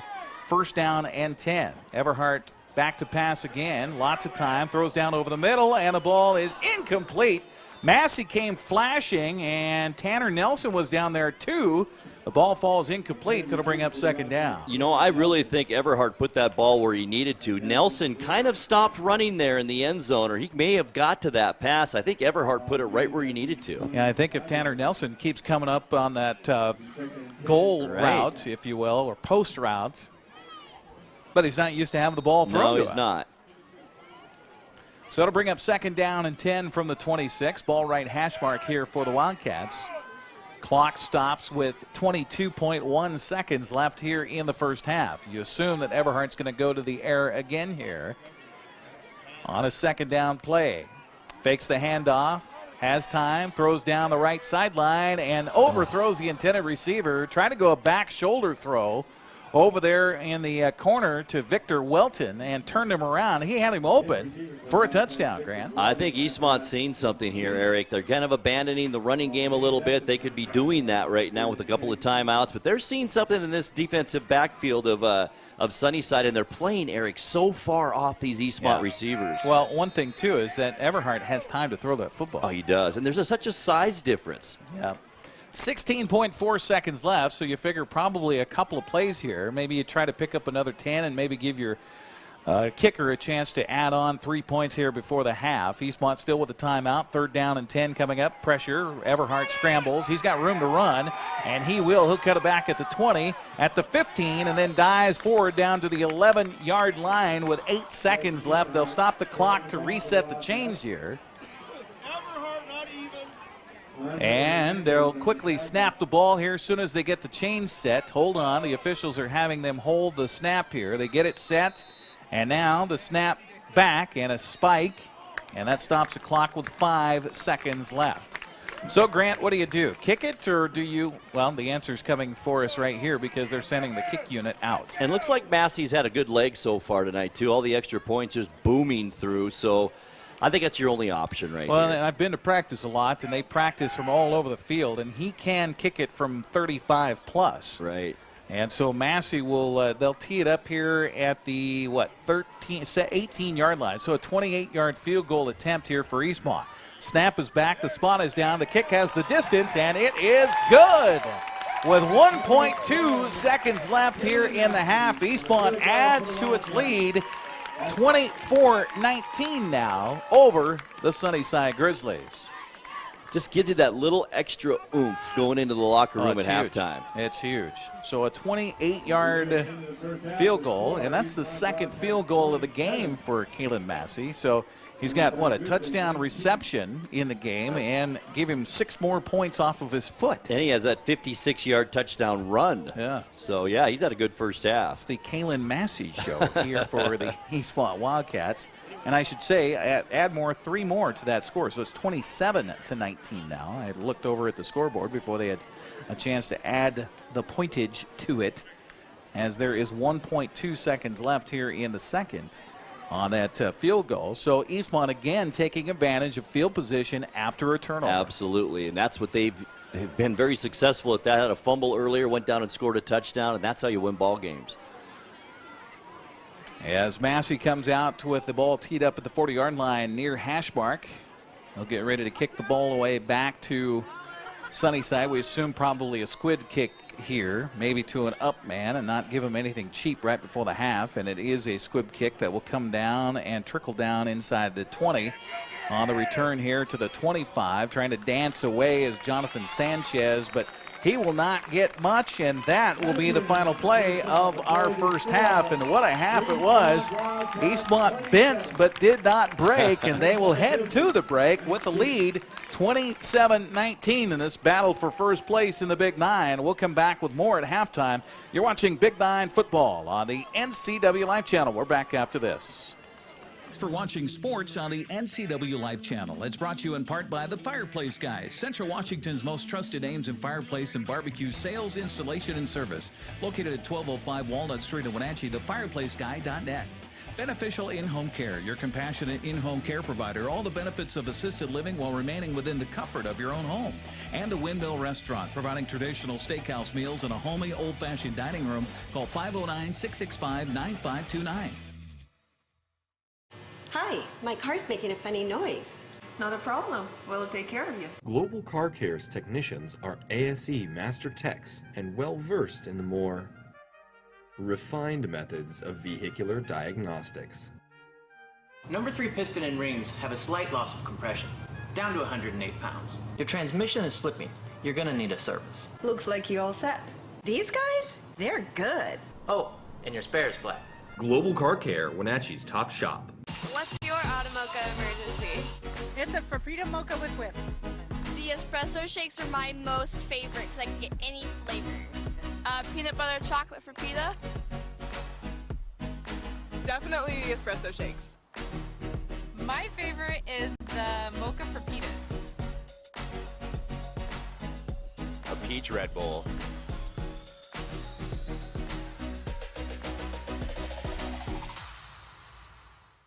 Where will you be a year from now? You could be working as a medical assistant. The Charter College Medical Assistant Certificate Program gets you work ready in 10 months. Add 5 more months to earn an associate degree. We prepare you with hands-on training and support you after graduation with job search help and interview skills. Institutionally accredited by the Accrediting Bureau of Health Education Schools, Charter has been training healthcare professionals for more than 30 years. Charter College. We work to get you to work. Welcome back once again here to Eastmont's Wildcat Stadium as we're watching Pop Warner football and cheer happening right now at halftime. You got the little guys out there on the field playing football, and you got the little gals that are here on the near sideline that are cheering for the crews out there on the field. What a great shot that is. A little man who's a little bit larger than the football just raced it in from 20 yards out for a touchdown. How about that? A future Eastmont Wildcat right there. Well, it's Pop Warner for the Wenatchee Valley, so it could be a Wenatchee Panther as well. Speaking of the Panthers, let's get you a score update from Davis as the Panthers trying to remain atop the standings. They came in at 3-0 in Big Nine play and looking like they're going to get to 4-0 as they lead it at halftime by a score of 20-0. Of course, our score here, 27-19, Eastmont on top of Sunnyside. Also a score for the Wenatchee Wild game tonight as they were through one period at the Town Toyota Center on the opening home game of the season, all tied at 2-2 between the Wild and Nanaimo. Let me give Grant a chance to catch his breath, and I'll recap this first half for you. The Wildcat defense came out. Eastmont won the toss, elected to defer to the second half, so Sunnyside got the ball to start the ball game, and just exactly what you want if you're Eastmont. Come out 3 and out against the number 1 team offensively in the Big Nine, force a punt. Eastmont got the ball at its own 39-yard line and drove right down the field, got it to the 5-yard line, ended up with a 24-yard field goal by Massey to give Eastmont the early lead here with 5:55 to go in the first quarter. 3-0 at that point, a 9-play, 56-yard drive. The defense again would hold 3 and out and give the ball back to the offense. And the offense would take no time as Kalen Massey would run 56 yards for a touchdown on a 3rd down from the 43 of Eastmont. The extra point made it a 10-0 Eastmont lead, and we were spinning our heads here in the press box, and so too were the fans here at Wildcat Stadium as Eastmont jumped out to a 10-0 lead with 3:19 to go in the first quarter. That 3-play, 65-yard drive. But we knew that Derek Escamilla would not be denied, and so too was the situation as the 3rd possession of the ball game was a quick 6-play, 80-yard drive capped off by a 17-yard touchdown run by Escamilla. The extra point made it a 10-7 ball game with 2:01 to go in the first. We weren't done in the first half, however. There was plenty more to come as the onside kick following the touchdown by Escamilla would be recovered by Chris Lopez for Sunnyside, and the Grizzlies would take advantage, go 11 plays, 49 yards, run 2 minutes and 42 seconds off the clock, and Maldonado would plunge it in from a yard out. The extra point was low and hit the line, so it was no good. So the lead for Sunnyside, the first time in the game with 11:19 to go in the half, would remain at 13-10 at that point. Eastmont would come out, go 3 and out, and punt the ball away. But looking for some momentum swing back the other way, Eastmont would get it as Christian Tonga would recover a fumble on the first down play for Sunnyside from its own 21-yard line, gave the Wildcats the ball at the Sunnyside 16-yard line, and then it would be Tonga to cap off the drive for Eastmont, taking it in from 4 yards out. The extra play made it 17-13. Eastmont back on top with 6:57 to go. We'd get some punts back and forth. Sunnyside would get the ball at its own 28, and here came that Grizzly offense, again run by Escamilla, as he would take a ball from the 49-yard line on a 4th down play and take it all the way in for the touchdown run. Extra point, no good again as they went for 2 this time, and Sunnyside led with 2 minutes left in the half, 19-17. But oh no, we weren't done yet, as the Wildcats would get the ball back after a good kickoff return at the 48-yard line of Sunnyside. Carson Everhart would hit Kalen Massey on a 33-yard touchdown pass. The extra point, good, gave Eastmont a 24-19 lead with 1:30 to go in the half. The ball would be turned over again by Sunnyside, and Eastmont, after the Jordan Jessup interception and big return, would take advantage and get a 28-yard field goal just before the end of the half, and that's where we are right now at 27-19. So how about that first half?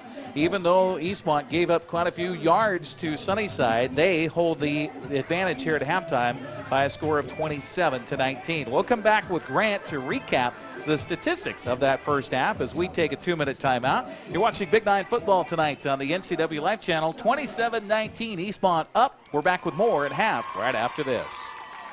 For watching sports on the NCWLIFE channel, brought to you by One Way Construction, premier custom home builders and construction company for North Central Washington, including general contracting, framing, concrete, and consulting services. One Way Construction, NW.com. The Fireplace Guys, Central Washington's most trusted names in fireplace and barbecue sales, installation, and service, located at 1205 Walnut Street, Wenatchee. TheFireplaceGuy.net. And Beneficial In-Home Care, your compassionate in-home care provider. All the benefits of assisted living while remaining within the comfort of your own home.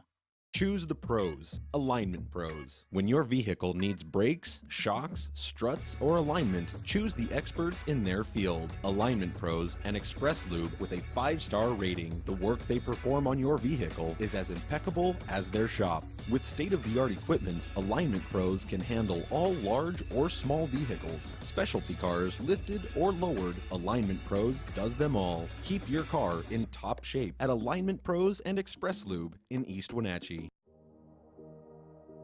Hi, I'm Kevin Prosser, and this is my print shop, Color Effects in Cashmere.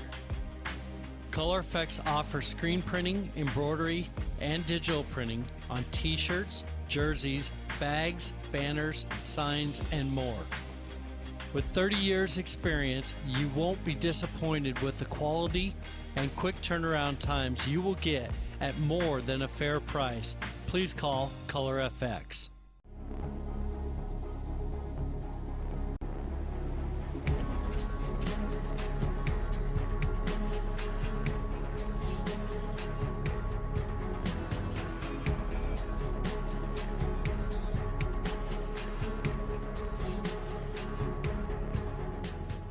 Walkabout Grill, open 7 days a week for lunch and dinner in downtown Wenatchee and now downtown Leavenworth, where eating out is eating healthy.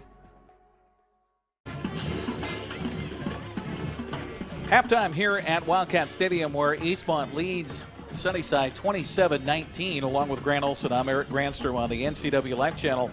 And our broadcast brought to you in part by the Windmill Restaurant of Wenatchee, priding itself on being a local legend for 80 years. The Windmill features slow-roasted prime rib, the highest quality hand-cut steaks, and fresh seafood. Homemade dressings and pies made daily are the mainstay of this legendary landmark restaurant. The Windmill has a full bar and excellent selection of beer and wine from which to choose. Call the Windmill today at 665-9529.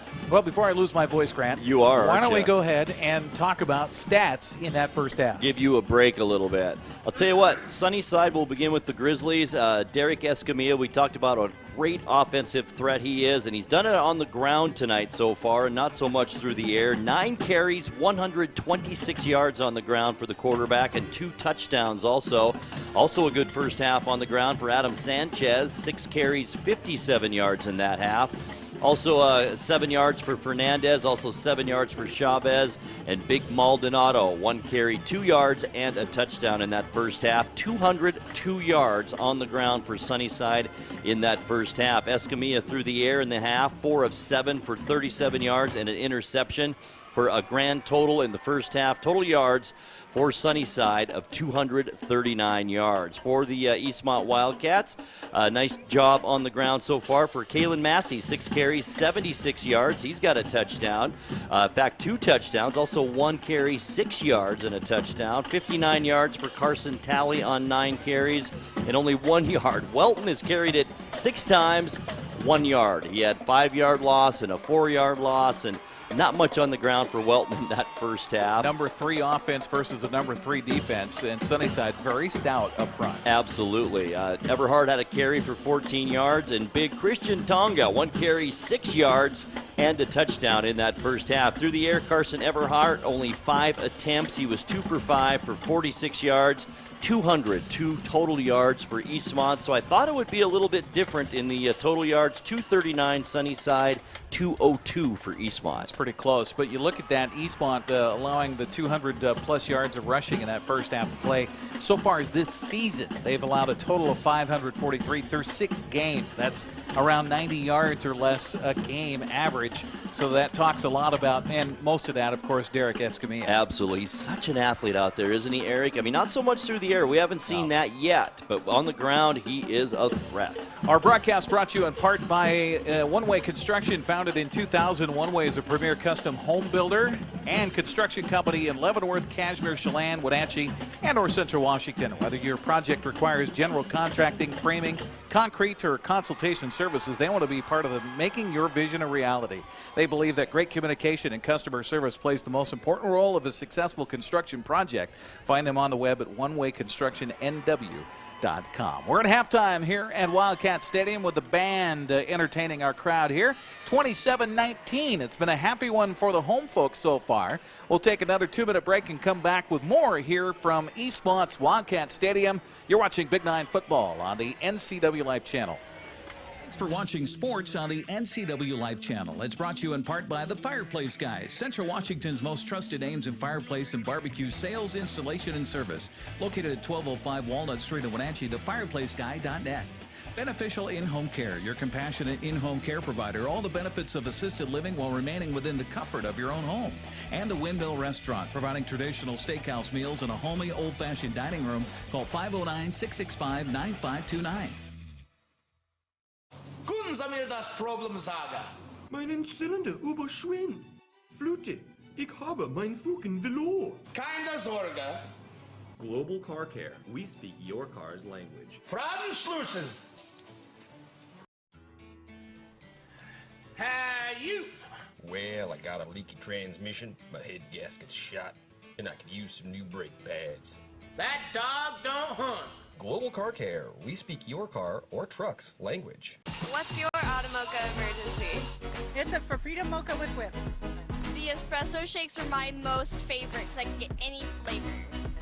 Peanut butter chocolate Frapita. Definitely espresso shakes. My favorite is the mocha for pitas. A peach Red Bull.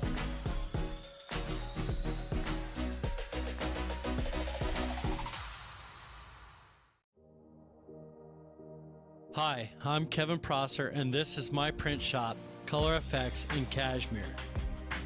Color Effects offers screen printing, embroidery, and digital printing on t-shirts, jerseys, bags, banners, signs, and more. With 30 years experience, you won't be disappointed with the quality and quick turnaround times you will get at more than a fair price. Please call Color FX. Well, the teams are out of the locker room. We don't have any officials yet, and I know the state mandate is to put another 3 minutes on the clock for warm-up period, so we've still got a few moments here before we get to second half action. Grant, if you're in that locker room, what are you thinking coaches are telling both sides? Well, I think if you're Eastmont, you open it up a little bit. I think the pass was starting to work late in that first half against Sunnyside. They're expecting the run. They're loading the box. As you said, they had 6, 7 guys on that line of scrimmage. If I'm Eastmont, and Everhart looked good throwing the ball late in that first half, I would stick to that plan at least for a little while. Maybe go back to the run early in the third and then put it in the air. Yeah, maybe you can use the pass to open up the running game and get them to unstack that box. Absolutely. So and if I'm Eastmont, I'm also going to make Escamilla throw the ball. Yeah. I think they should start loading the box. They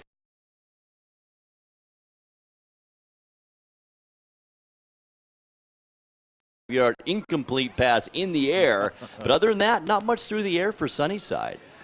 Well, it is going to be an interesting second half, that's for sure. And we're glad that you joined us here on the broadcast on Channel 12 on LocalTel, Channel 19 on Charter, also online on our stream at NCWLIFE.com. And we have 2 minutes on the clock, so we'll take another 2-minute break and come back with second half action straight away as Eastmont leads Sunnyside 27-19. You're watching Big Nine Football on the NCWLIFE channel. Thanks for watching sports on the NCWLIFE channel. Brought to you by One Way Construction, premier custom home builders and construction company for North Central Washington, including general contracting, framing, concrete, and consulting services. OneWayConstructionNW.com. The Fireplace Guys, Central Washington's most trusted names in fireplace and barbecue sales, installation, and service, located at 1205 Walnut Street, Wenatchee. TheFireplaceGuy.net. And Beneficial In-Home Care, your compassionate in-home care provider. All the benefits of assisted living while remaining within the comfort of your own home.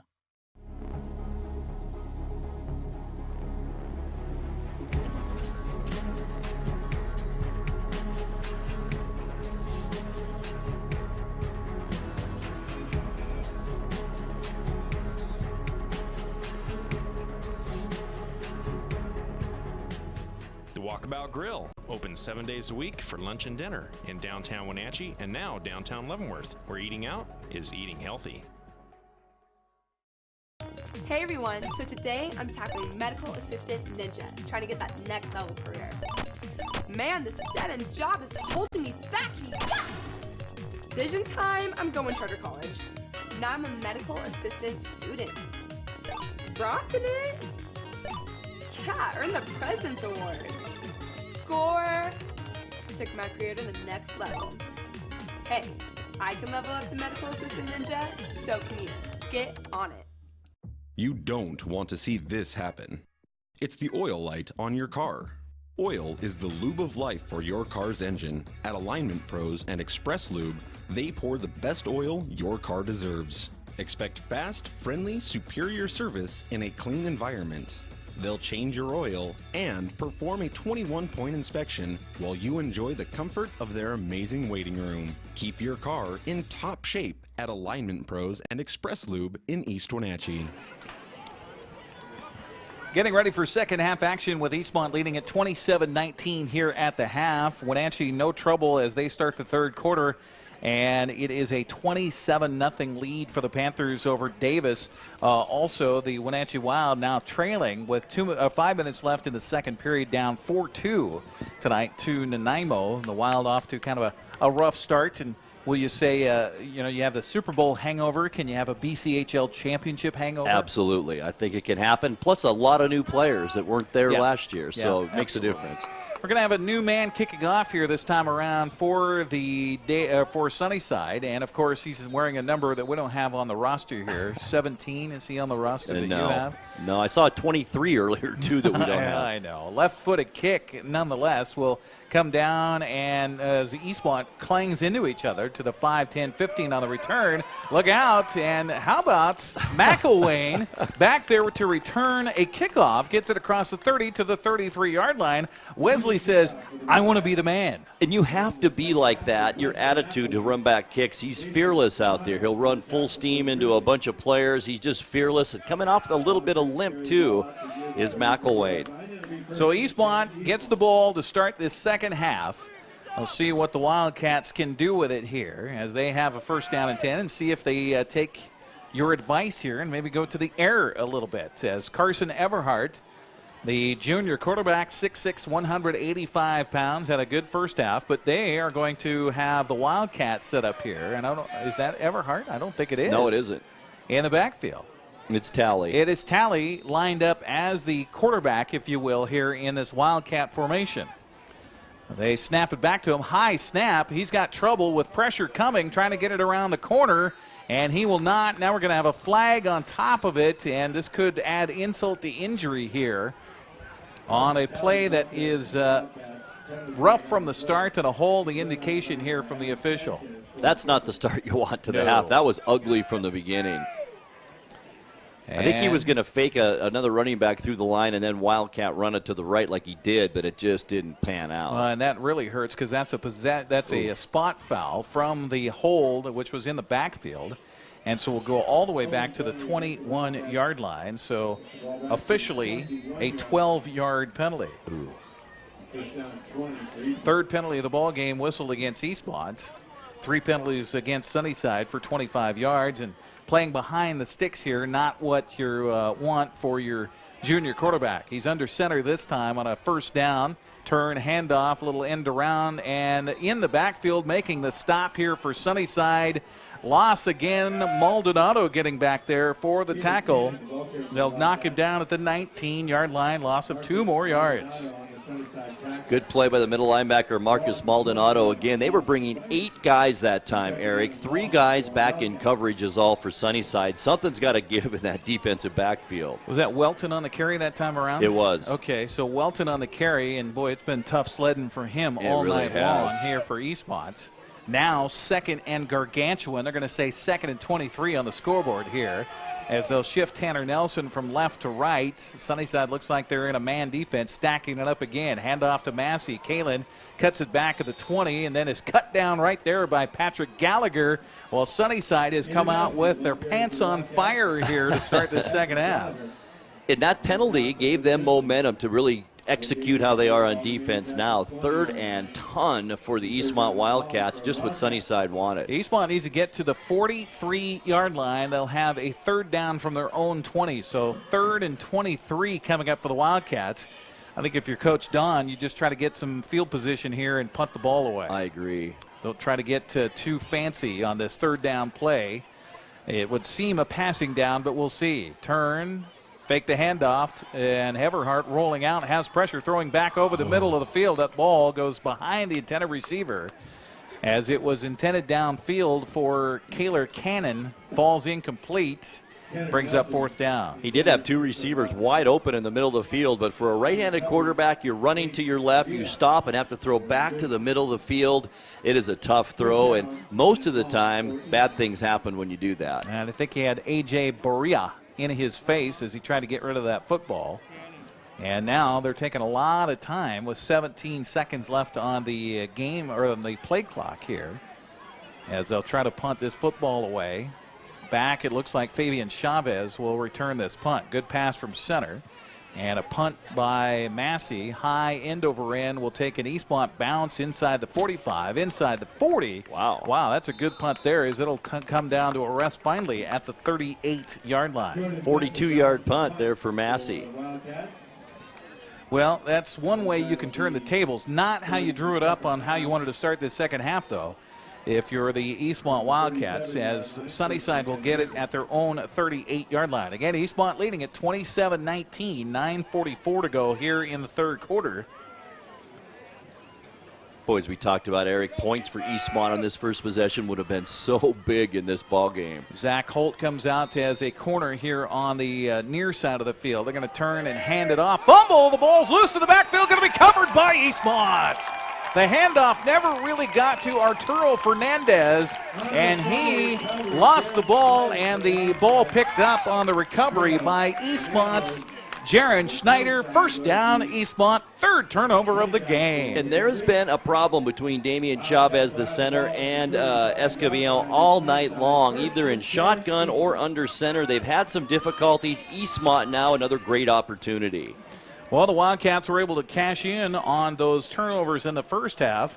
Can they do it here in the second half? 9:37 as they get the ball back at the Sunnyside 35-yard line. Ball right hash mark. Everhart back to pass. Has some time. Throwing downfield. Has a receiver. Oh, it goes off of his hands at the 8-yard line. There's Tanner Nelson. He was open, but just goes off of his hands. And that was another well-thrown ball by Everhart, I think. Right there, Nelson just out of his reach, but that ball was well thrown. I'll tell you, the wind sounds like it has picked up a little bit here. I was looking at the pant legs of the officials out there. Were riffling in the breeze as we got ready for this second half. I don't see the flag moving that much, however. Boy, that was a heck of a throw. Second down 10 coming up for Everhart and the Eastmont offense. Trying to open it up here a little bit as they'll send a receiver wide to the right. Lane Keller is wide to the far side of the field to the right. Second down and 10. Turn handoff, and it's Victor Welton. Welton inside the 30 down to the 28-yard line. I believe that was Welton. No, it was not Welton. It was Victor Welton. Yeah, it was. Victor Welton on the carry to the 29. Good for him. 7 yards. It's what he needed. It's his biggest run tonight. It has been a tough night for Victor Welton. But he'll get the gain of about 7 yards. Third down, I'll call it 4 after a 6-yard gain. As Everhart will look over a 5-man defensive front, 7 guys in the box for Sunnyside. Handoff to Massey, who got bumped in the backfield and is not able to get anything at all going as they got leakage up front. Sunnyside shooting the gaps up there, and the tackle made by Dominic Gonzalez, no gain on the play. Well, that's not easy when you're going up against big Alan Ortega, 240 pounds over there, but a nice job by the defensive line again for Sunnyside. Well, Eastmont looks like they're going to go for it here on a fourth down play. We saw Escamilla convert a fourth down for Sunnyside. I like this call here. Go for sure. 49 yards on a touchdown run. Now Eastmont trying to capitalize on the turnover. Everhart back, wants to throw left, now throws down over the middle. The ball intercepted at the 20-yard line. Maldonado. And Maldonado gathered it in with one hand and collects it on the return out to the 28-yard line. Interception. Boy, that stifles that great opportunity for the Eastmont Wildcats to put some points on the board here as this clock rolls in the third quarter. But I like play action there a lot better than just a short drop back and throw it over the middle. Play action to me is still the best offensive play there is in football. It freezes the linebackers, freezes the defensive backs, and maybe would have given Everhart a little more time to make that completion. So the first turnover for Eastmont in the ball game gives Sunnyside the ball at its own 28-yard line, first down and 10. Escamilla wants to throw, throws out in the flat. The ball caught over there by Fernandez, giving chase the Wildcat defense across the 30 out to the 32, gain of about 5 yards on first down for Sunnyside. Receiver Mike Rivera for Sunnyside for the tackle. Rivera's been quiet tonight, Eric. He really has. 1 catch, 4 yards in the first half, and now his first catch here in the second. Was that Rivera or 8? I thought it was 8 Fernandez. Oh, I thought it was Rivera. Maybe not. Snap back, Escamilla, and just going to keep it himself across the 35, 40, bumps into his own man, knocks him forward 6 yards, and he'll take it another 4 yards out to the 45 at a first down for Sunnyside. Keeps racking up the yards on the ground as Escamilla. He's a tough runner. We mentioned he's 6 feet, 205 pounds, and he doesn't go down easily. Well, in that same fake, too, where it's pretty obvious at this point he's not going to throw the football. First down and 10 from the 45. Turn handoff, and I believe that's Fernandez on the carry, number 8 here for Sunnyside. As they'll unstack it, it is Fernandez. Gain of just a yard on the play. Second down and 9 from the 46 coming up. Fernandez will be the lone back, about 5-6 yards deep behind Escamilla. Wants to throw out right now, throws wide open. The receiver falls down, right caught there. the ball, and boy, it's lucky that ball was underthrown, because running free was Isaac Briones. He could have went into the end zone. We're hearing from the Eastmont faithful here that was not a catch. We're looking at the replay here on the NCWLIFE channel, and close call, but a reception ruled and a first down at the Eastmont 43-yard line. That was a great call right there. That receiver was wide open. 11 yards on that pass play. First down on the Eastmont side of midfield. Now the throw out in the flat. The ball caught by Fernandez again. Inside the 35, down to the 30-yard line, and they're gobbling up yardage at a chunk here for the Sunnyside Grizzlies. Another first down. First catch of the day for Fernandez out of the backfield. Gain of 14 on that one, down to the Eastmont 29-yard line. Escamilla again breaks the huddle quickly, trailing it here, but now we're going to get a whistle and stoppage of play, and it's going to be a timeout taken by Eastmont. Interesting. Wow. So the coaching staff wants to get this slowed down a little bit. 6:40 to go here in the third. 27-19, Eastmont on top, but Sunnyside driving. We're back after the 60-second timeout. Thanks for watching sports on the NCWLIFE channel. It's brought to you in part by the Fireplace Guys, Central Washington's most trusted names in fireplace and barbecue sales, installation, and service. Located at 1205 Walnut Street in Wenatchee, thefireplaceguy.net. Beneficial In-Home Care, your compassionate in-home care provider. All the benefits of assisted living while remaining within the comfort of your own home. And the Windmill Restaurant, providing traditional steakhouse meals in a homey, old-fashioned dining room. Call 509-665-9529. Hi, I'm Kevin Prosser, and this is my print shop, Color FX in Cashmere.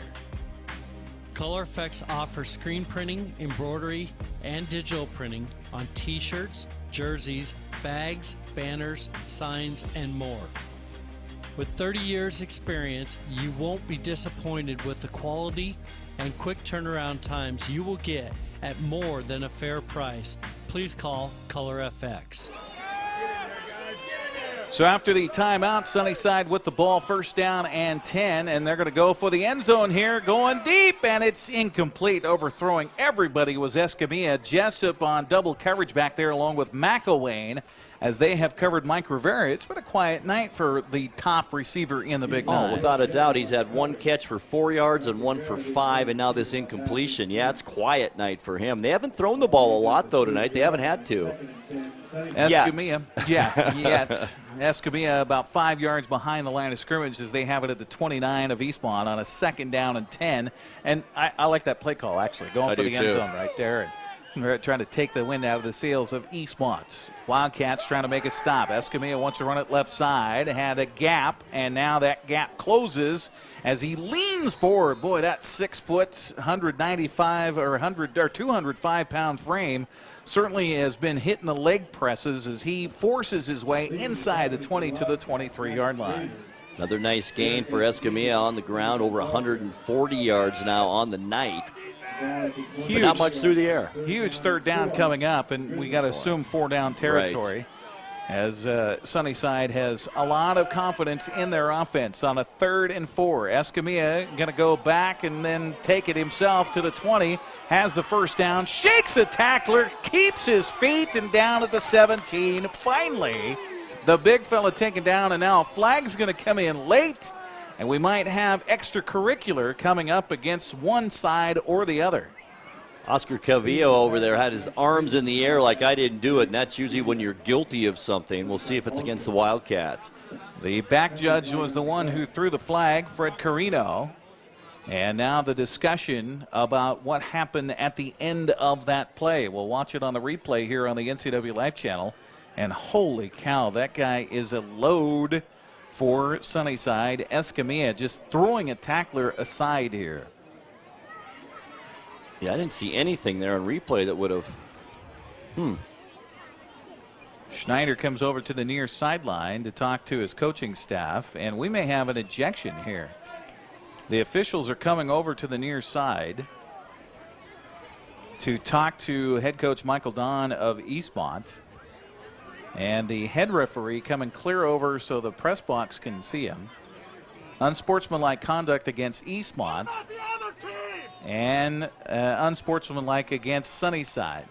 So the penalties will offset. And it will be first down. And no ejections. They did not give the thumbs out signal. So apparently getting a little testy out there, Grant. And I don't know if the officials were ready, but that snap was snapped, and it's a dive play up the middle.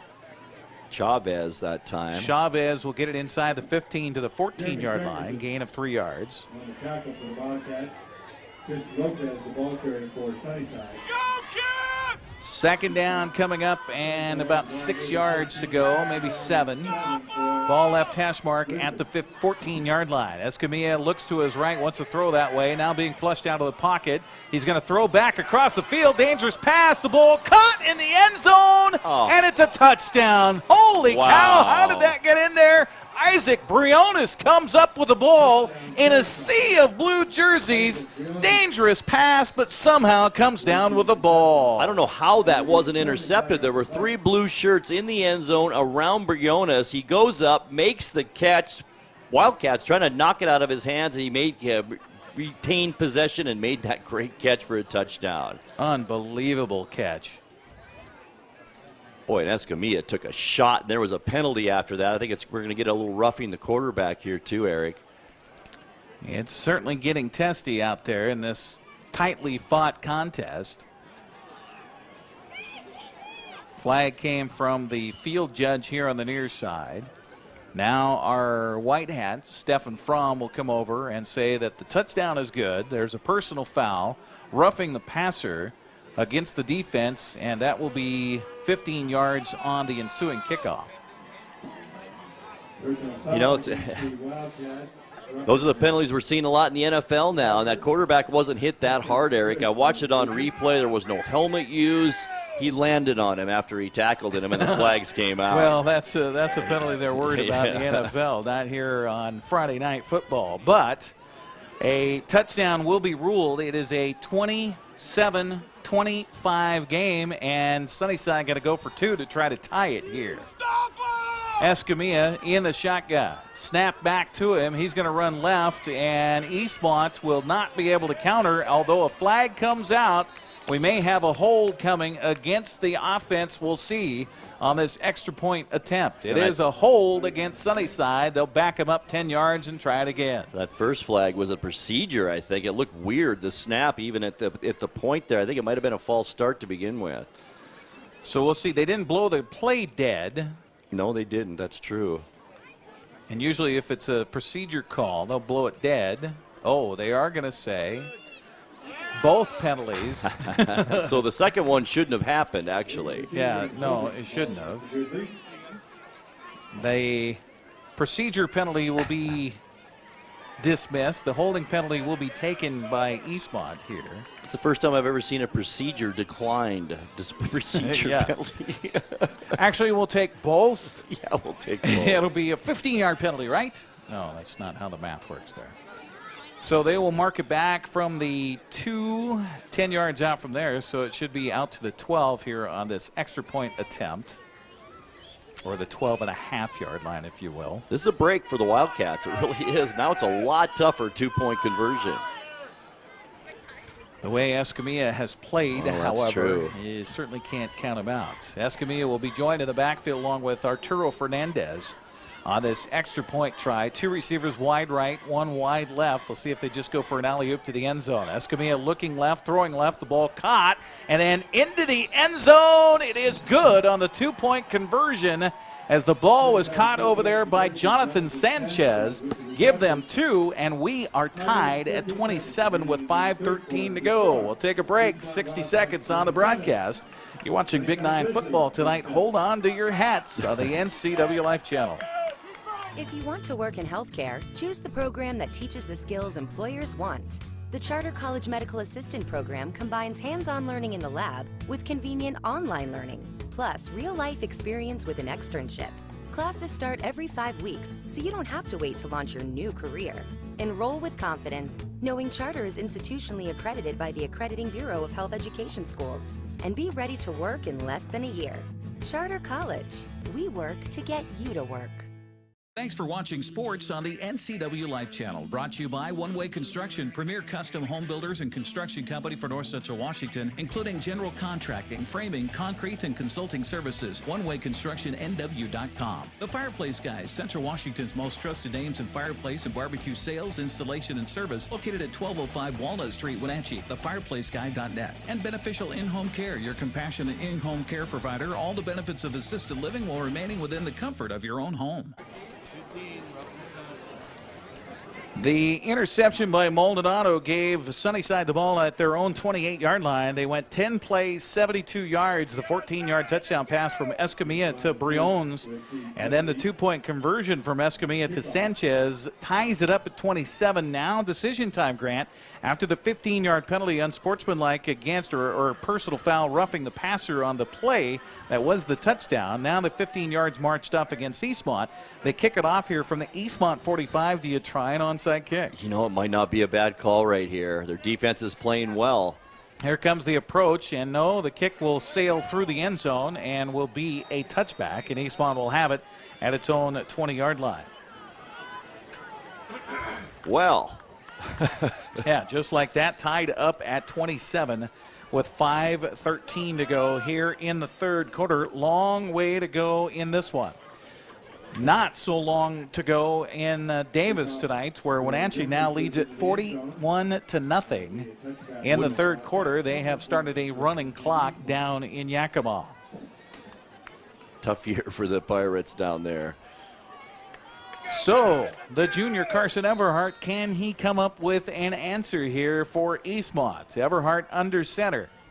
Sets the offense. Defense comes converging, and a handoff dive play, and Carson Talley not much across the 20 to the 21. Gain of a yard brings up just a 2nd and 9, and boy, the running attack has not been very stealthy for Eastmont tonight. Well, you mentioned it early on, Eric. They are keen on the run, and they have been throughout this ball game. Eastmont's had some success through the air, but they're keen on the run right now.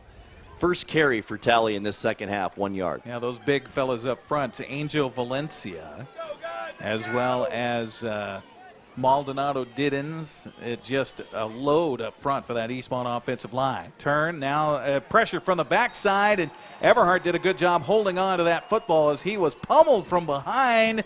A sack on the play all the way back inside the 20-yard line, and that time getting in was A.J. Berea on the tackle. Good penetration again. Eastmont, they're not fooling anyone right now with the misdirection.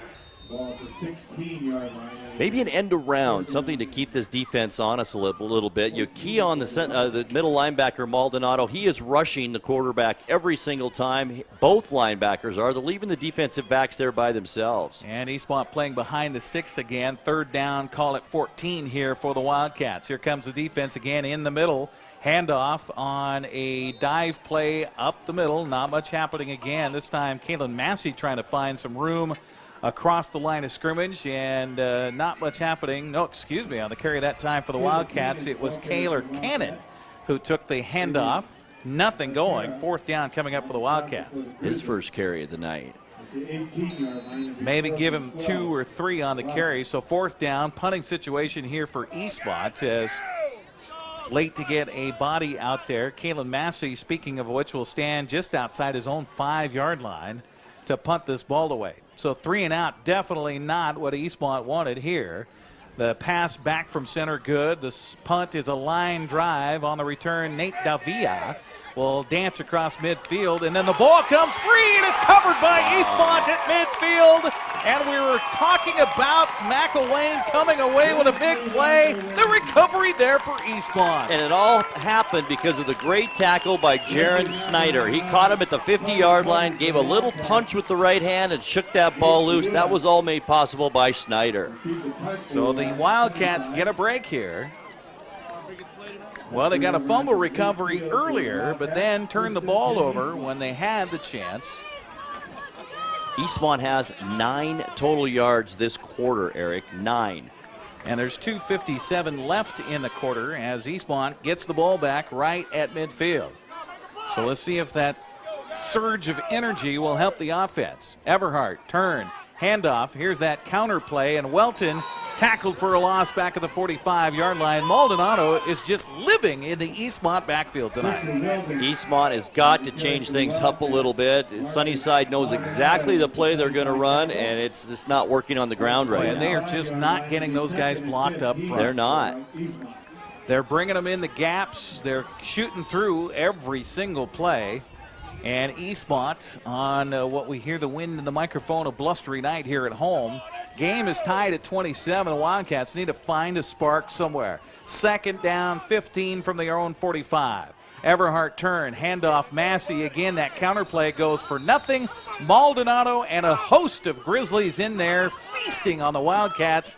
It's 3rd and long. Crowd's getting a little restless below us, Eric. They want Coach Don to put the ball in the air, which I think is the thing to do right now. This running game not working, losing yards behind the sticks again, Eric, and it's not where you want to be. Jaden Siller up front, Angel Valencia as well. Big stalwart defense along with Andre Hernandez.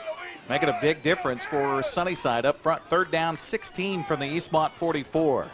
Here they come again defensively. Turn and handoff, and barely getting the handoff before he was belted by Maldonado.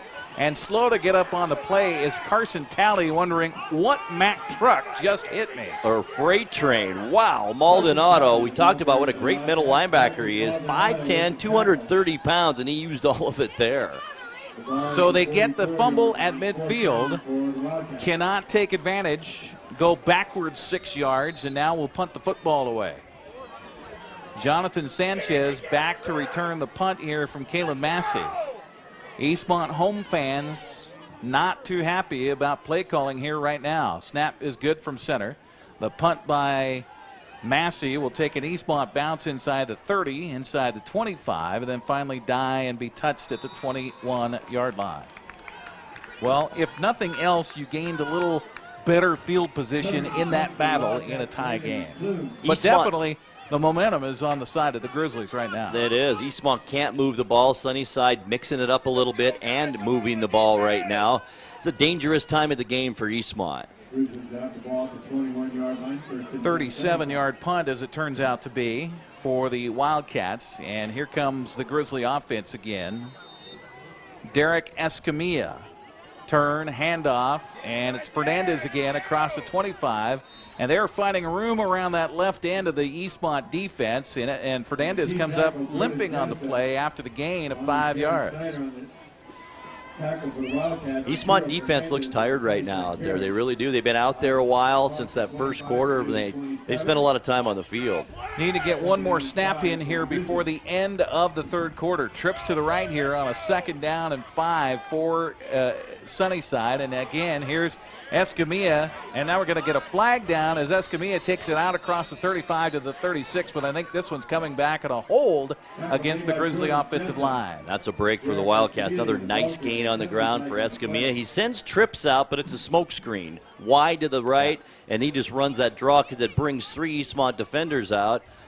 Got to stack it up in the middle a little bit. Yeah, what you mentioned too, and the hold here signified by the official. That's the 5th penalty against Sunnyside for 45 yards. The only thing really hurting Sunnyside right now is themselves. Fumbling the football, and then also the penalties here. Exactly.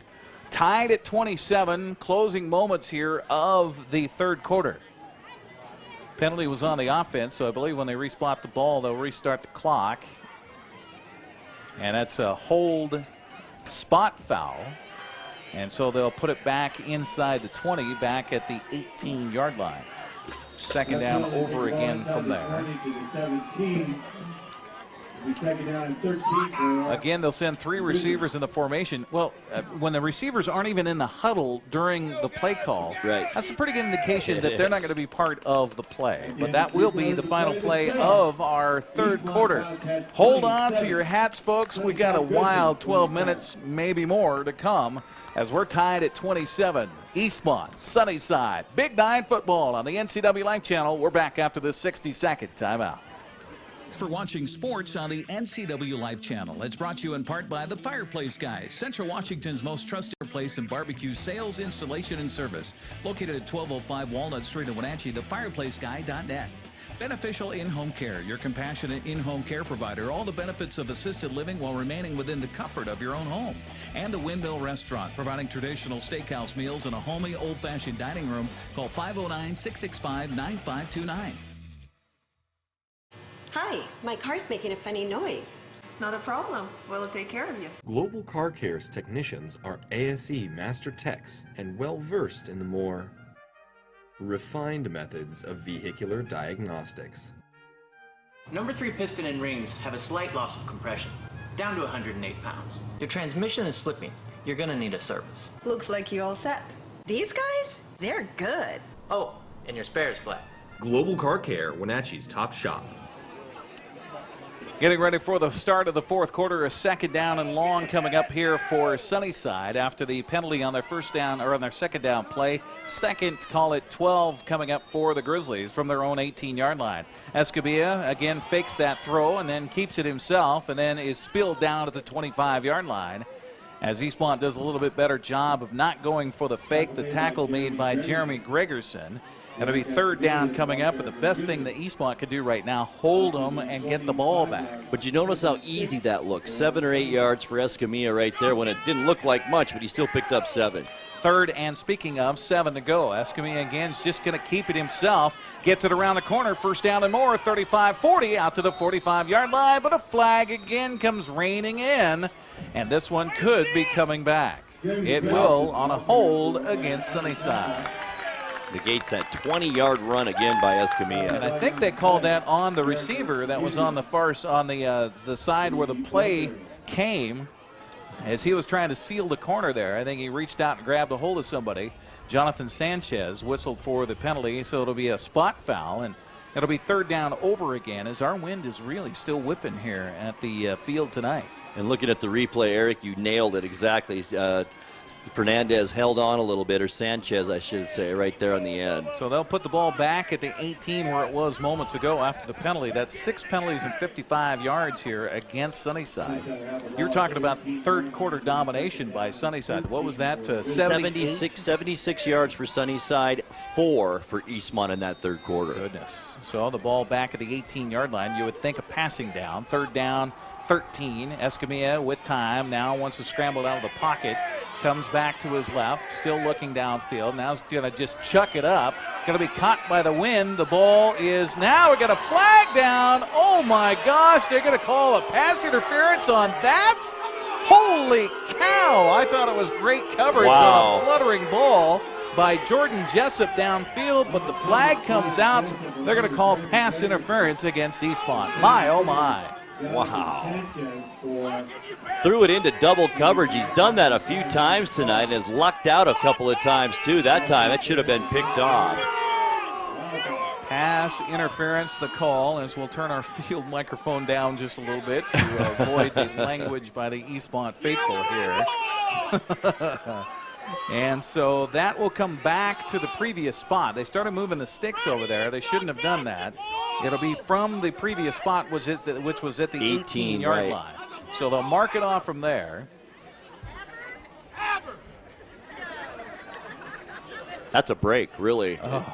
That it's not a spot foul like the NFL. Right. It is a 15-yard penalty. That's the 5th penalty, now 60 yards against Eastmont, and it will be first down from the 33-yard line for Sunnyside. Turn, handoff. Sanchez gets around the corner. There was a Wildcat there, but getting room to run across the 40 out to the 41. Missing the tackle. Dominic Torres was back there in the backfield, but they just ran right around him. Yeah, they did. It's a good blocking, good seal block by the right tackle again for the Grizzlies. And a hurry-up offense for Sunnyside. And the second down and short handoff inside. Looked like the ball almost got out of the hands of the ball carrier that time, Fabian Chavez. Chavez, a short gain, if any. No, they're going to put him down at the 41. No gain on the play, brings up a third down. with the Sunnyside carry. Again, the wide receivers aren't even in the huddle with the play call. So obviously, Escamilla is probably going to keep it here. Second down, call it 1 here for the Grizzlies. No, turn, handoff, dive play right side, and the push by the big offensive line is going to be enough for a first down. Again, it was Chavez on the carry. The ball came back towards the line of scrimmage, but it'll be out to 45 where they spot it. First down for Sunnyside. This is such a big drive for this Eastmont defense. It's a big drive for both teams right now. I know there's a lot of time left, but this would really establish something here in the fourth quarter. 10 minutes, 15 seconds. Restart the clock on the chain set. Escamilla under center here on a first down and 10 from the 45. They'll turn, handoff, counter play, diving in, making the stop for Eastmont.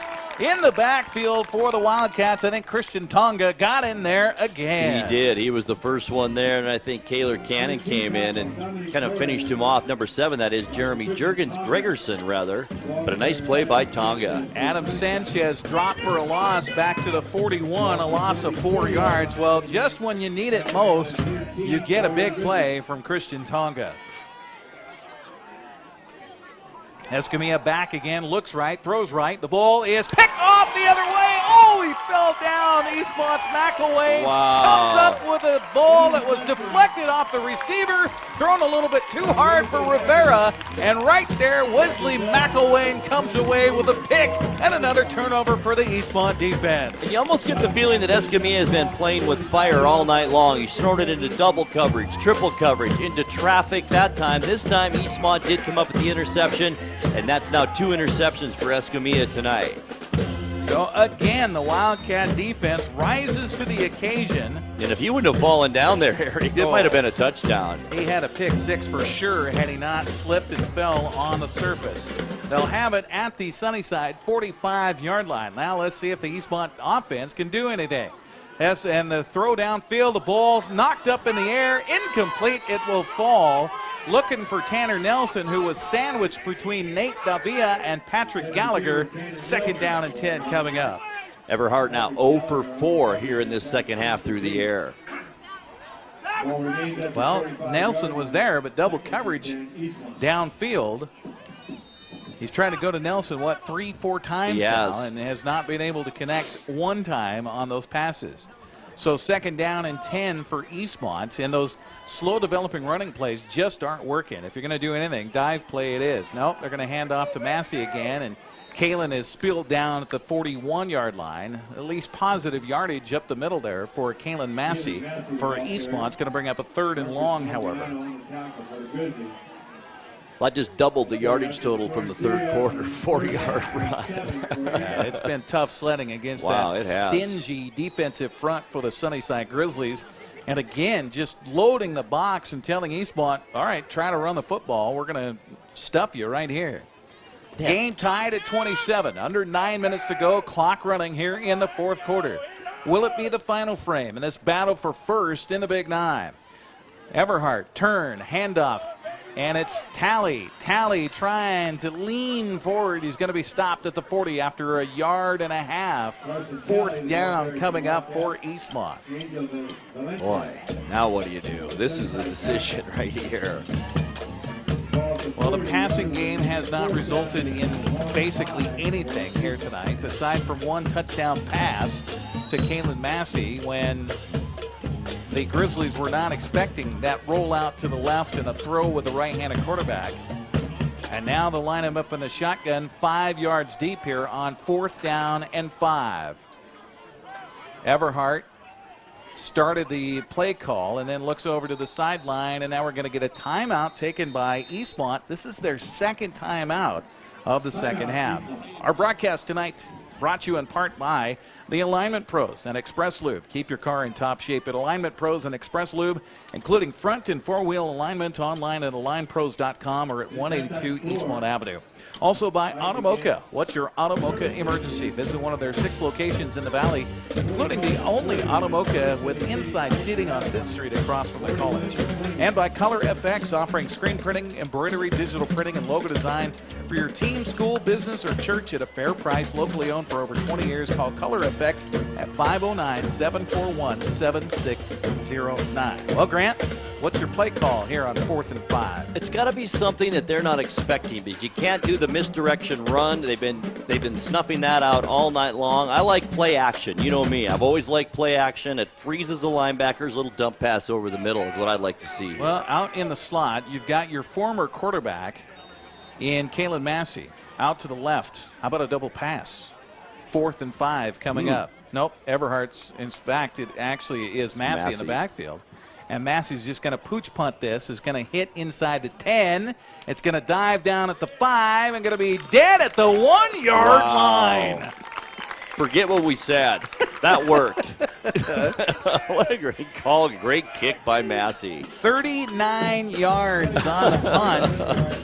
And again, was that McElwain down there? No, I can't see who it was necessarily for Eastmont, but a great play to get downfield and make the stop.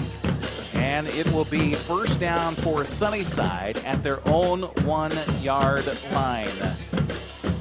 7:50 to go. Eastmont, you got to look at it here. Tie game at 27.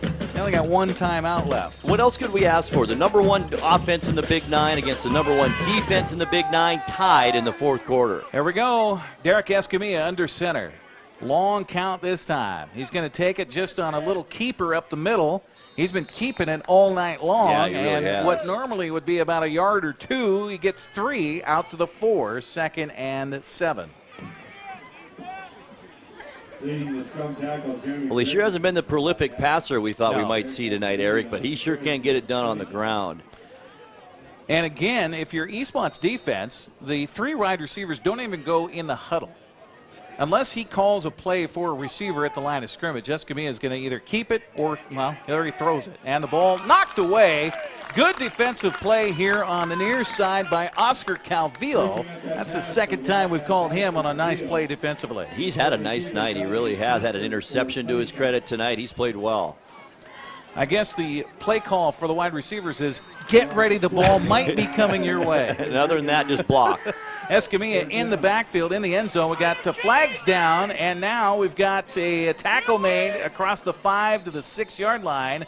We'll have to see what the penalty flag is here. If it's against the offense, if you're Eastmont, you decline it. You force them to punt. No. Sunnyside saying it's against Eastmont. Maybe the Wildcats lined up offsides. Again, I'm surprised they let the play go if it was something prior to the snap. Right now the gain is at the 5.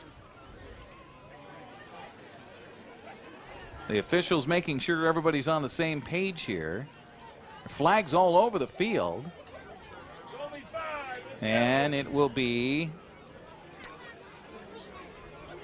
12 men on the field whistled against Eastmont, I believe. 1, 2, 3, 4, 5, 6, 7, 8, 9, 10, 11. He did make the hand gesture to his chest, though. Yeah. So it'll be 3rd down over again after the penalty out to the 9-yard line.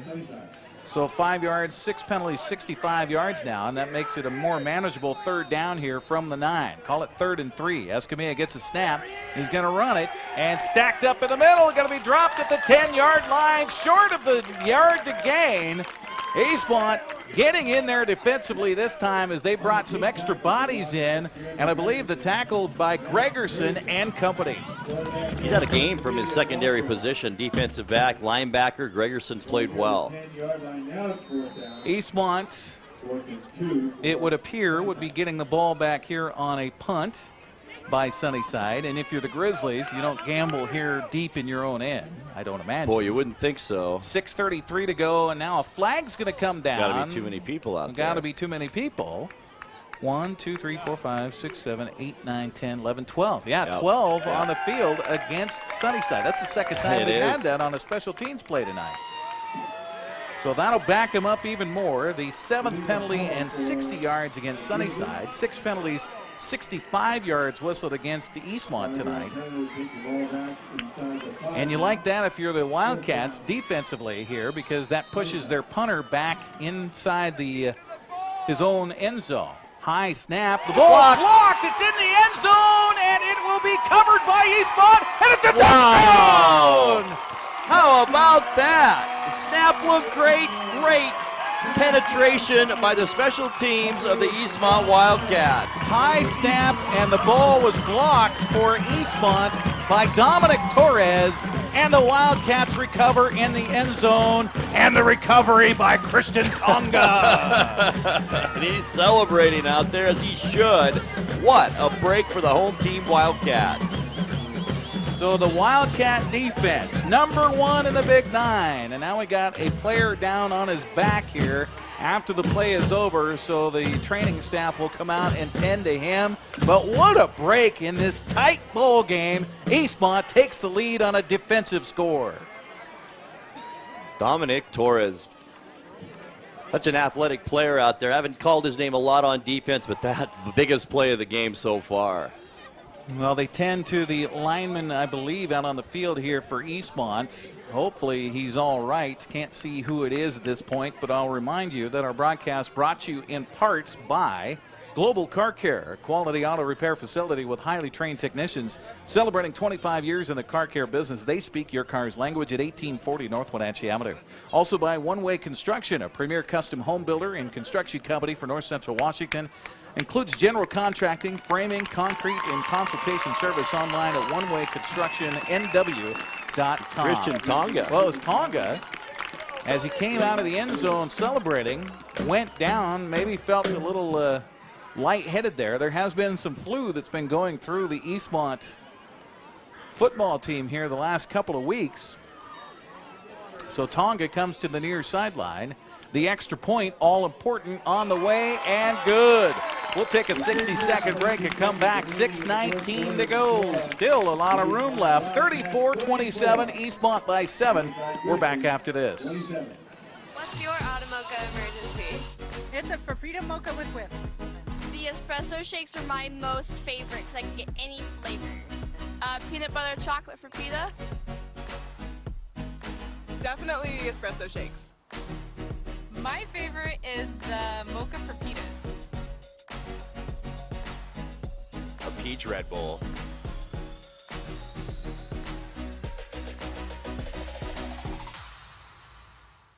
Where will you be a year from now? You could be working as a medical assistant. The Charter College Medical Assistant Certificate Program gets you work ready in 10 months. Add 5 more months to earn an associate degree. We prepare you with hands-on training and support you after graduation with job search help and interview skills. Institutionally accredited by the Accrediting Bureau of Health Education Schools, Charter has been training healthcare professionals for more than 30 years. Charter College, we work to get you to work. So how about that? A pooch punt that is down at the 1-yard line. Sunnyside back to punt from their own 5. The ball blocked by Torres, recovered in the end zone by Tonga. The extra point makes it a 34-27 lead for Eastmont. When, Grant, you were mentioning during the timeout, their offense really hasn't done anything in the second half. Special teams have been so huge in this game. High short kick will be taken by the return man at the 12 on the return at Sanchez. Across the 20 and out to the 24, and that is it. And again, the defense for Eastmont going to be pressed upon here by that vaunted offense of Sunnyside. Tonga back out there, so he's okay. No, he's still on the the sideline. Oh, he is sideline on the sideline. I guess that's Flores out there I'm seeing. So first down for Sunnyside. They'll spot the ball at the 25-yard line. Lots of time for the Grizzlies. They also have 3 timeouts, trailing it by a touchdown here. Turn, handoff, backfield, running is Fernandez, and he's taken down at the line of scrimmage. Eastmont defense rising to the occasion again, and guess who? Schneider again. We've been calling his name all night. The linebacker comes up, makes the stop, no gain. He has played so well tonight. He really has. He's made at least 4 solo tackles, and I don't know how many he's assisted tonight. Great game. Escamilla under center, turns, dive play right side. Eastmont hanging on for dear life. Maldonado just won't go down as the big fella rumbles out to the 24. It'll be 3rd down for the Grizzlies. Excuse me, to the 29-yard line, gain of 4 yards on the play. Out wide left is Jonathan Sanchez, 3 receivers right. Escamilla looks right and is just going to keep it. Dances around the 30 to the 35, has the first down, and then a host of tacklers still can't bring him down before he's finally toppled over at the 40. He is such a load. 11 yards for him again, approaching 200 yards rushing on the night. First down to the 40, 11 yards on that possession there for Derek Escamilla. Eastmont defenders unstacking like you're peeling off of an avocado on the field out there. I mean, they're like, how many more times do we have to stop this number 1? They're going to have nightmares about that guy running at him. Here we get a timeout taken by Sunnyside. Big first down for the Grizzlies at the 40 of Sunnyside. That timeout is their first. They'll have 2 remaining. And our broadcast tonight here on the NCWLIFE channel, brought to you in part by The Windmill, time-tested restaurant providing traditional steakhouse meals in a homely, old-fashioned dining room. Open 7 days a week, 4:30 to 9. Call 509-665-9529. Also by Charter College. Charter Types Find Solutions. Are you a charter type? They work to get you to work. Call 509-415-3576. With Grant Olson, I'm Eric Grandstrom here on the NCWLIFE channel. Thank you so much for joining us. What a game. We anticipated this to be a good one, and it has certainly lived up to that. It sure has. So first down, Escamilla back to pass, looks right, now looks down over the center. Ball is almost intercepted at the 35. There was not a receiver within 10 yards of the ball. Jessup almost had his second pick of the game, and that could have been huge to maybe lock it up for the Wildcats. He just had his body twisted up a little bit there at the 35-yard line and couldn't make that grab, but he was the only person that could have caught that ball. Second down and 10 from the 40. Escamilla again in the shotgun, looks right. Now he's going to have a big opening across the 40, trying to cut back. He's got his offensive line pushing on him, but then the whistles finally sound after a gain of, well, just 3 yards and a moral victory for the defense, if nothing else. 17 carries now for Escamilla, 176 yards. Impressive. Young man here, senior for the Sunnyside Grizzlies. Again, he came into the game number 3 rusher in the Big Nine, number 1 passer in the Big Nine, but it's been his legs here tonight. Third down and long, call it 6 yards to go. Escamilla again gonna keep it. He's spied on and he's tackled. No gain on the play, maybe even a loss. Eastmont again shooting the gaps. Getting in there first was Christian Flores. He got some help from, I think, Dominic Torres. The 2 gang tackle, no gain on the play. Christian Tonga, by the way, off the bench now and up and at least standing up. Still, something's not right with him, Eric. I think you might be right, not feeling well. They're not working on any body parts, so I think it's just the flu. Fourth down coming up on a big play for Sunnyside with 3:56 to go. Escamilla going to keep it again. He's got 45-50 to the 45 of Eastmont to the 40. Finally tackled down at the 46-yard line. They had a chance at him at the line of scrimmage. He got free, got into Eastmont territory, and converts on the 4th down. Boy, Jared Snyder had him, Eric, about 2 yards behind the first down marker. Just couldn't quite hold on to that big 205-pound body, and a nice 20-yard gain for Escamilla. 20 yards as he, again, is, that eclipsed the What's 196 now? 196 on the night for Derek Escamilla, trying to will his Sunnyside Grizzlies to the end zone. 3.5 left. Turn, handoff, Fernandez. He's caught in the backfield. He's not going to go anywhere as the Wildcat defense steps up again, and again up front, it's Christian Flores. He's really stepped up, I should say, since Tonga's been out of the lineup with an injury. Flores playing great. Second down coming up from the 36-yard line. The clock continues to wind here with 3:05 to go. Second down and 10. Sunnyside trailing it by a touchdown on a punt block and a recovery by Tonga, who's on the sideline. Now they had a different quarterback in there, and we got a flag thrown down, and the handoff was to Flores here near side, who got inside the 30. Ethan Montalongo, who we remember as the quarterback from last year for Sunnyside, came in But a flag comes in, and this could be a huge penalty against the Grizzlies. And another hold coming against that offensive line. Negates that 8-yard run by Fernandez, and it would have been a big run on 2nd down. So they'll mark it back from right about to where the flag was at the line of scrimmage. So that'll take them all the way out near midfield now, as they'll put the ball at the 48. 2nd down over again after the mark off there. 8 penalties, 70 yards against Sunnyside here in the game. That has been a huge part of this. They have been huge, too. About half of those have cost them. So Escamilla maybe needed some oxygen. Meanwhile, Christian Tonga tried to come from the sidelines. And a little confusion now. Eastmont finally getting bodies back on the field. Let's see if they can take advantage. The throw is low, though. Incomplete. Looking for Briones, who had a big touchdown here in the second half receiving. And the incomplete pass brings up 4th down. That was a break. Third down. 3rd down. But a ton, Eric. Still 22 yards to go to the 1st down. They got to go all the way to the 26 of Eastmont. I've gone through every pin that I have to work here tonight. All right, Escamilla back, wants to run it again. Gets it around the corner to the 45, and then he puts the punishment on the tackler at the 41.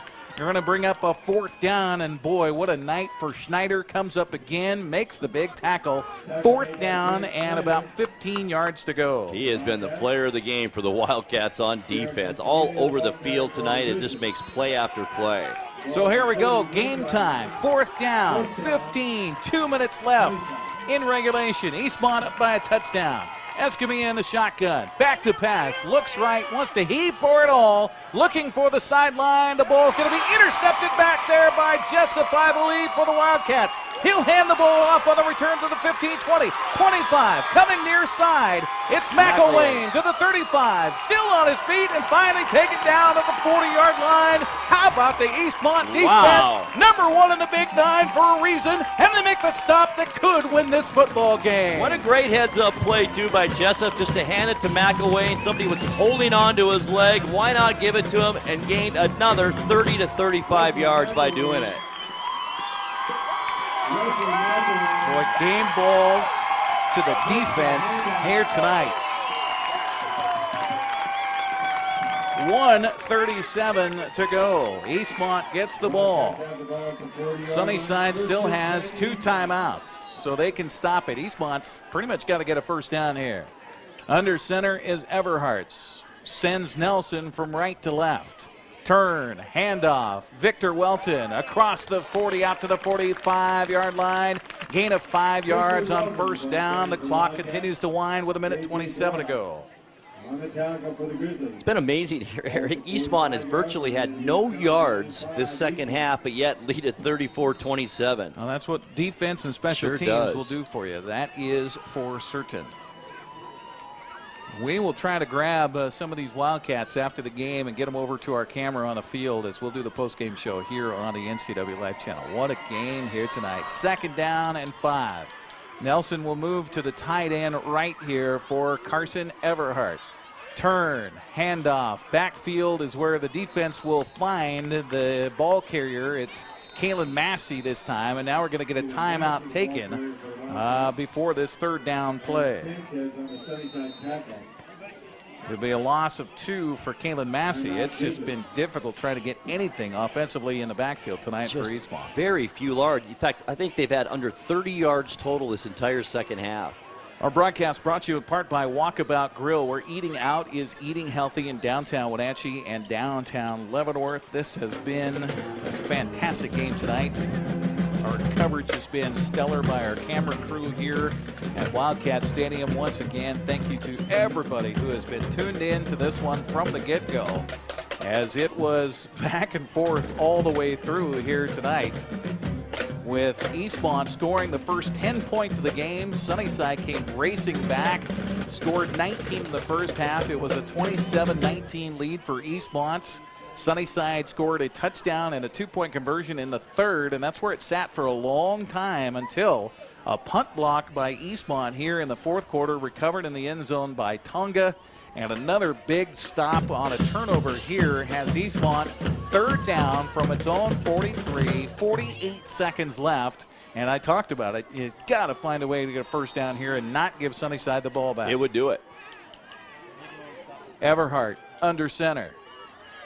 Takes a snap, turn, handoff, dive play, left side, out to the 49-yard line as the whistle will sound on another timeout. The final of the game taken as Carson Talley tried to tickle his way to the 50-yard line. Could not quite get there. Oh, boy. 5 tough yards. And you got to punt this ball away. Oh, you do. There's no doubt. Timeout taken, 41.5 seconds left. That's the final timeout for Sunnyside. Jordan Jessup, 2 interceptions tonight. The defense giving the ball back countless times to the offense, and even though the offense just couldn't find anything really going here in the second half, it is a big punt that was down at the 1-yard line. And then the punt from the end zone blocked for Eastmont by Torres, the recovery by Tonga, and that is the difference in this one right now. So the Wildcats will punt the ball away, it would seem here, as Kalen Massey will drop back inside his own 40-yard line. Christian Tonga off the bench and out there right now as a protector for Eastmont. So good to see him back into the ball game. 4th down and 2 yards to go. Back to return the punt looks like Jonathan Sanchez for Sunnyside. A good pass from center. The punt high, end over end, and a fair catch called for. And then he misses the ball. It takes a sideways bounce and will be down at the 12-yard line. That was, Mike Rivera back there, who's had a very quiet night. Unbelievably quiet tonight for Rivera, who came in as the top receiver in the Big 9. He's had 2 catches for 9 yards in this game. So a long way to go. In fact, 88 yards to go from pay dirt. Only 30 seconds left to do it. Boy, it makes you nervous, though, against a talented team, doesn't it? It does. You know that Escamilla is just going to chuck it and hope for good results. Back deep, Chance Garcia for Eastmont along with Jordan Jessup. They'll be playing center field. Don't let anybody get past you. No way. Escamilla back to pass. Rolling into the pocket, throws out left, looking for the receiver. The ball incomplete, but a flag comes down. And we're going to get pass interference called against Oscar Calvillo, and that he ran into him. He did. That was more interference than the other interference call a little while ago, for sure. A little bumping downfield. 7 penalties, and that will be 15 yards against Eastmont, and it will come from the line of scrimmage. That's the good news in this one. The clock will stop on the penalty against the defense with 22.9 seconds left. Looked like Calvillo almost lost that ball in the air for a second, didn't he? And then he was kind of playing catch-up to get back to the receiver, but I think he lost it a little bit. So that penalty will be now 7 penalties and 80 yards against Eastmont here in this one. As Calvillo, even after the penalty, will turn towards the sidelines and try to get the fans here for Eastmont into this one. So it will be first down for the Grizzlies at the 26-yard line. High snap from center. Escamillo just chucks it up again. Eastmont playing center field, and no flag came down. I was waiting for it. Escamillo on the coverage, got some help over near side by Chance Garcia. The pass intended for Arturo Fernandez falls incomplete, brings up second down with 16 seconds to go. The difference there, Eric, both defenders for the Wildcats looking back at the football, and that made a huge difference in that no call. Again, Sanchez will split out wide to the left along with Fernandez. Escamilla gets the shotgun snap, looks left, throws left. The ball is going to be dropped. It is fumbled out here and then finally dropped as it seemed to hang in the air forever off the hands of Fernandez. Eastmont defense converges, 10 seconds to go. Third down from the 26. 10 seconds. Eastmont fans can barely make noise right now because everybody's holding their breath. Gregerson comes out on the coverage near side. Again, Escamilla looking downfield. Hit as he threw the ball. That's the ball is a fumble, and it's going to be covered by Eastmont. Or are they going to say an incomplete pass? Incomplete pass. Oh, boy. Wow. Incomplete pass will stop the clock with 2.8 seconds left. No chance to exhale yet here, Grant. No. The fans, of course, wishing for a fumble, hoping for a fumble. Hit from behind was Escamilla as he tried to deliver the football.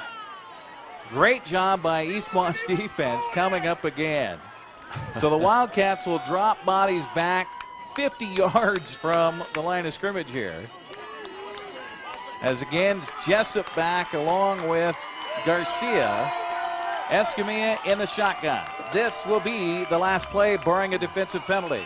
Escamilla back in the pocket. Now rolls to his left. Looking, has to stop, then has pressure. Going to be sacked on the play! Eastmont's defense comes through and ends the game. Dominic Torres on the sack of Escamilla, and the Wildcats celebrate a big 34-27 victory, knocking off the Sunnyside Grizzlies. What a game here tonight at Wildcat Stadium. As you said in the onset, just what we expected. We expected a close game, some points with this high-flying Grizzly offense, and the Eastmont defense, number one in the Big Nine, won this ball game. And how appropriate is it that the final play would be a sack by Dominic Torres, who's the man who got through on the punt block to give Eastmont the lead to begin with. We'll see if we can get Dominic Torres on our post-game show. Grant's going to head down, I will head down, and we will have the post-game show straight away here on the NCWLIFE channel.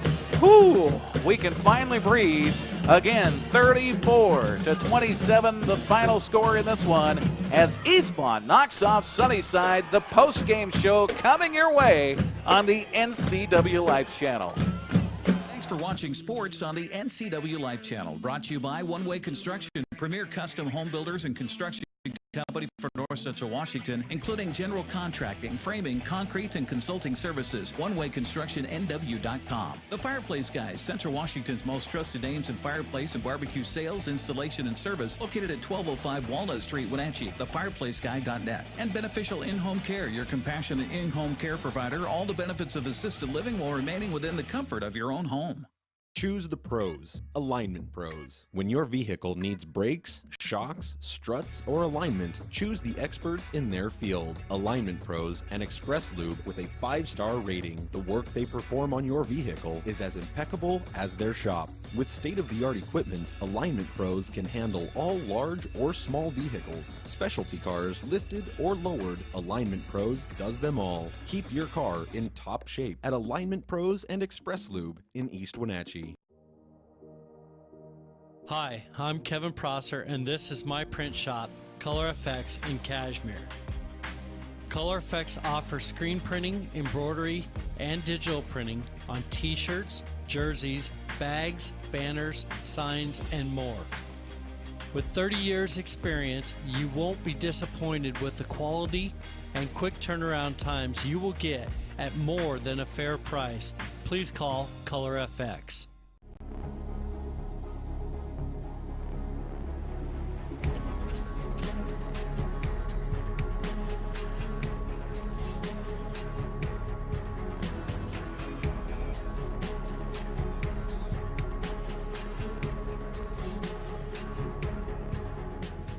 Walkabout Grill, open 7 days a week for lunch and dinner in downtown Wenatchee and now downtown Leavenworth, where eating out is eating healthy.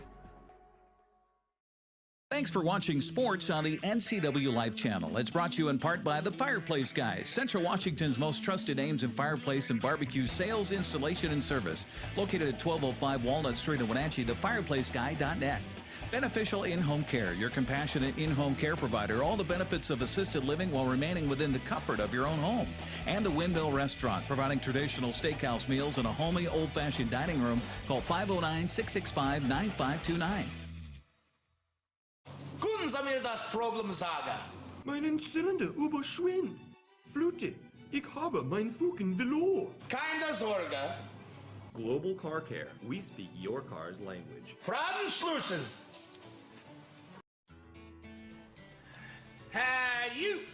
Well, I got a leaky transmission, my head gasket's shot, and I could use some new brake pads. That dog don't hunt. Global Car Care. We speak your car or truck's language. Grant Olson back here on the field at Eastmont Wildcat Stadium as our post-game show continues here on the NCWLIFE channel. Boy, it was billed as the top defense against the top offense in the Big Nine, and it was a fantastic game. The defense for Eastmont did win out in the end, but I'll tell you what, Derek Escamilla, what a game for the quarterback, senior quarterback for Sunnyside, ends up with 20 carries, 203 yards, did have 3 touchdowns on the night as well, and he was the offense as he has been all season for Sunnyside. Eastmont could only muster about 28 yards of offense total in that second half, but they used that #1 defense in the Big Nine and special teams and turnovers to come away with this big victory. And we've talked about it before, how big one loss is in the Big Nine this year. Only one team makes the playoffs out of the Big Nine, so it was a huge win for the Wildcats here tonight. We'll take another 2-minute timeout. We'll come back with our post-game interviews right here on the NCWLIFE channel. Stay with us. What's your Automocha emergency? It's a Frappuccino mocha with whip. The espresso shakes are my most favorite because I can get any flavor. Peanut butter chocolate for pita. Definitely espresso shakes. My favorite is the mocha for pitas. A peach Red Bull.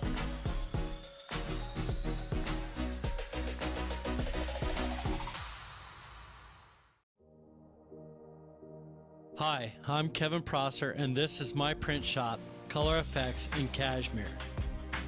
Color Effects offers screen printing, embroidery, and digital printing on t-shirts, jerseys, bags, banners, signs, and more.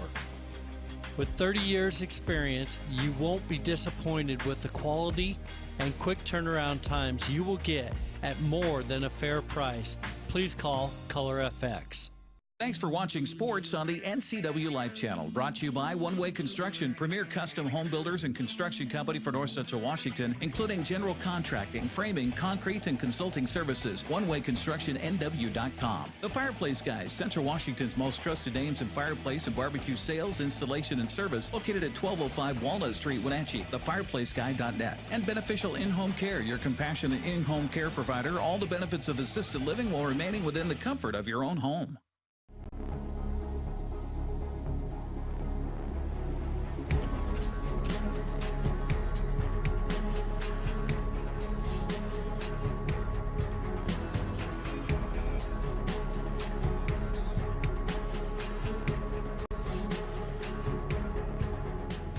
Walkabout Grill, open 7 days a week for lunch and dinner in downtown Wenatchee and now downtown Leavenworth, where eating out is eating healthy. Thanks for watching sports on the NCWLIFE channel. It's brought to you in part by the Fireplace Guys, Central Washington's most trusted names in fireplace and barbecue sales, installation, and service. Located at 1205 Walnut Street in Wenatchee, TheFireplaceGuy.net. Beneficial In-Home Care, your compassionate in-home care provider. All the benefits of assisted living while remaining within the comfort of your own home. And the Windmill Restaurant, providing traditional steakhouse meals in a homey, old-fashioned dining room. Call 509-665-9529. Welcome back on the postgame show here on the NCWLIFE channel. We've got a host of Cats here, as well as their head coach, Michael Don, joining us on the postgame show. What a game here, and I think we're finally able to exhale after this one as the Eastmont Wildcats knock off the Sunnyside Grizzlies in a tight affair. We've got Jordan Jessup here, we've got Dominic Torres, we've got Christian Tonga, and, well, first, Coach, I wanted to get a word from you. I mean, your defense had to come through in that second half. You didn't have a lot of offense going on. No. What a game. Yeah, it was. It was an amazing game. You know, first half, we struggled a little bit defensively. In offense, we were just going, you know, crazy. We were getting everything we wanted. Second half, defense made some great adjustments, and so did Sunnyside. They made some big adjustments on us, and they did some things that caused us some issues in the run game, and we weren't able to get going too much offensively, but we made big plays in special teams and big plays on defense when it mattered, and at the end, it's a team game. You had that choice on 4th down. You decided to do the pooch punts with Kalen back there, get it down to the 1-yard line. That was a huge momentum swing right there. Yeah, it is. It's nice having Kalen's ability because, I mean, when he's back there and we're in an offensive formation, you have to respect him. He's a quarterback. He's our starting running back. He's one of our best athletes, so you can't just go back. You have to respect that he's back there. And great kick by him. I mean, he's been doing it all year. He's done a great job punting, pinning people deep, and that was huge. Well, you get to stop on 4th down. You force them to punt, and let's talk to the man who's able to get through, get the punt block. Tell me about that play, Dominic. It was just me and Tonga were going up. I was like, hey, make this hole big for me and I'll get through. And he did his job and I did it. So we scored. A little bit of a high snap to their punter there, and then was that a little bit of a surprise for you to find, hey, that guy still got the ball. I got a chance here. Yeah, it was kind of weird at first, and I was like, all right, whatever, let's make the play. We got it done. Well, and then it seemed like forever the ball was sitting in the end zone with nobody on top of it, and finally Christian's able to get back there. Tell me about that play for your perspective, because you get the game-winning fumble recovery for a touchdown. Yes, sir. We just had our mindset on what we were going to do, and I knew Dom had my back if I blew up the hole, because if he didn't get the job done, I knew Coach Foster would have been on this end. We got the job done and recovered the ball for a touchdown. Now, are you okay? First of all, you were coming off the field there and then kind of keeled over on us. Yes, sir. I'm okay. I just got overexcited, was a little bit winded, and kept celebrating, and I knew that I needed some air, but I was too excited. Well, you seem to take the air out of the sails for Sunnyside at that moment. And speaking of a chance to wrap up the game, boy, I'll tell you, with a quarterback like that, Jordan Jessup, you get 2 interceptions tonight, the last one, the biggest one. First of all, congratulations. Talk about how tough this game was against number 1 on their side. It's pretty. It's pretty hard. I found it like, I hate to be this guy, but like if you do your job and you get over the top, you're already there for the play. It's not really like a challenge. If you get your depth and you're over the top of everybody, it's really simple. The quarterback just throws the ball in your hands. That first interception you had in the first half, I thought you were going to return that all the way for a pick 6. Pretty close. I tried taking off.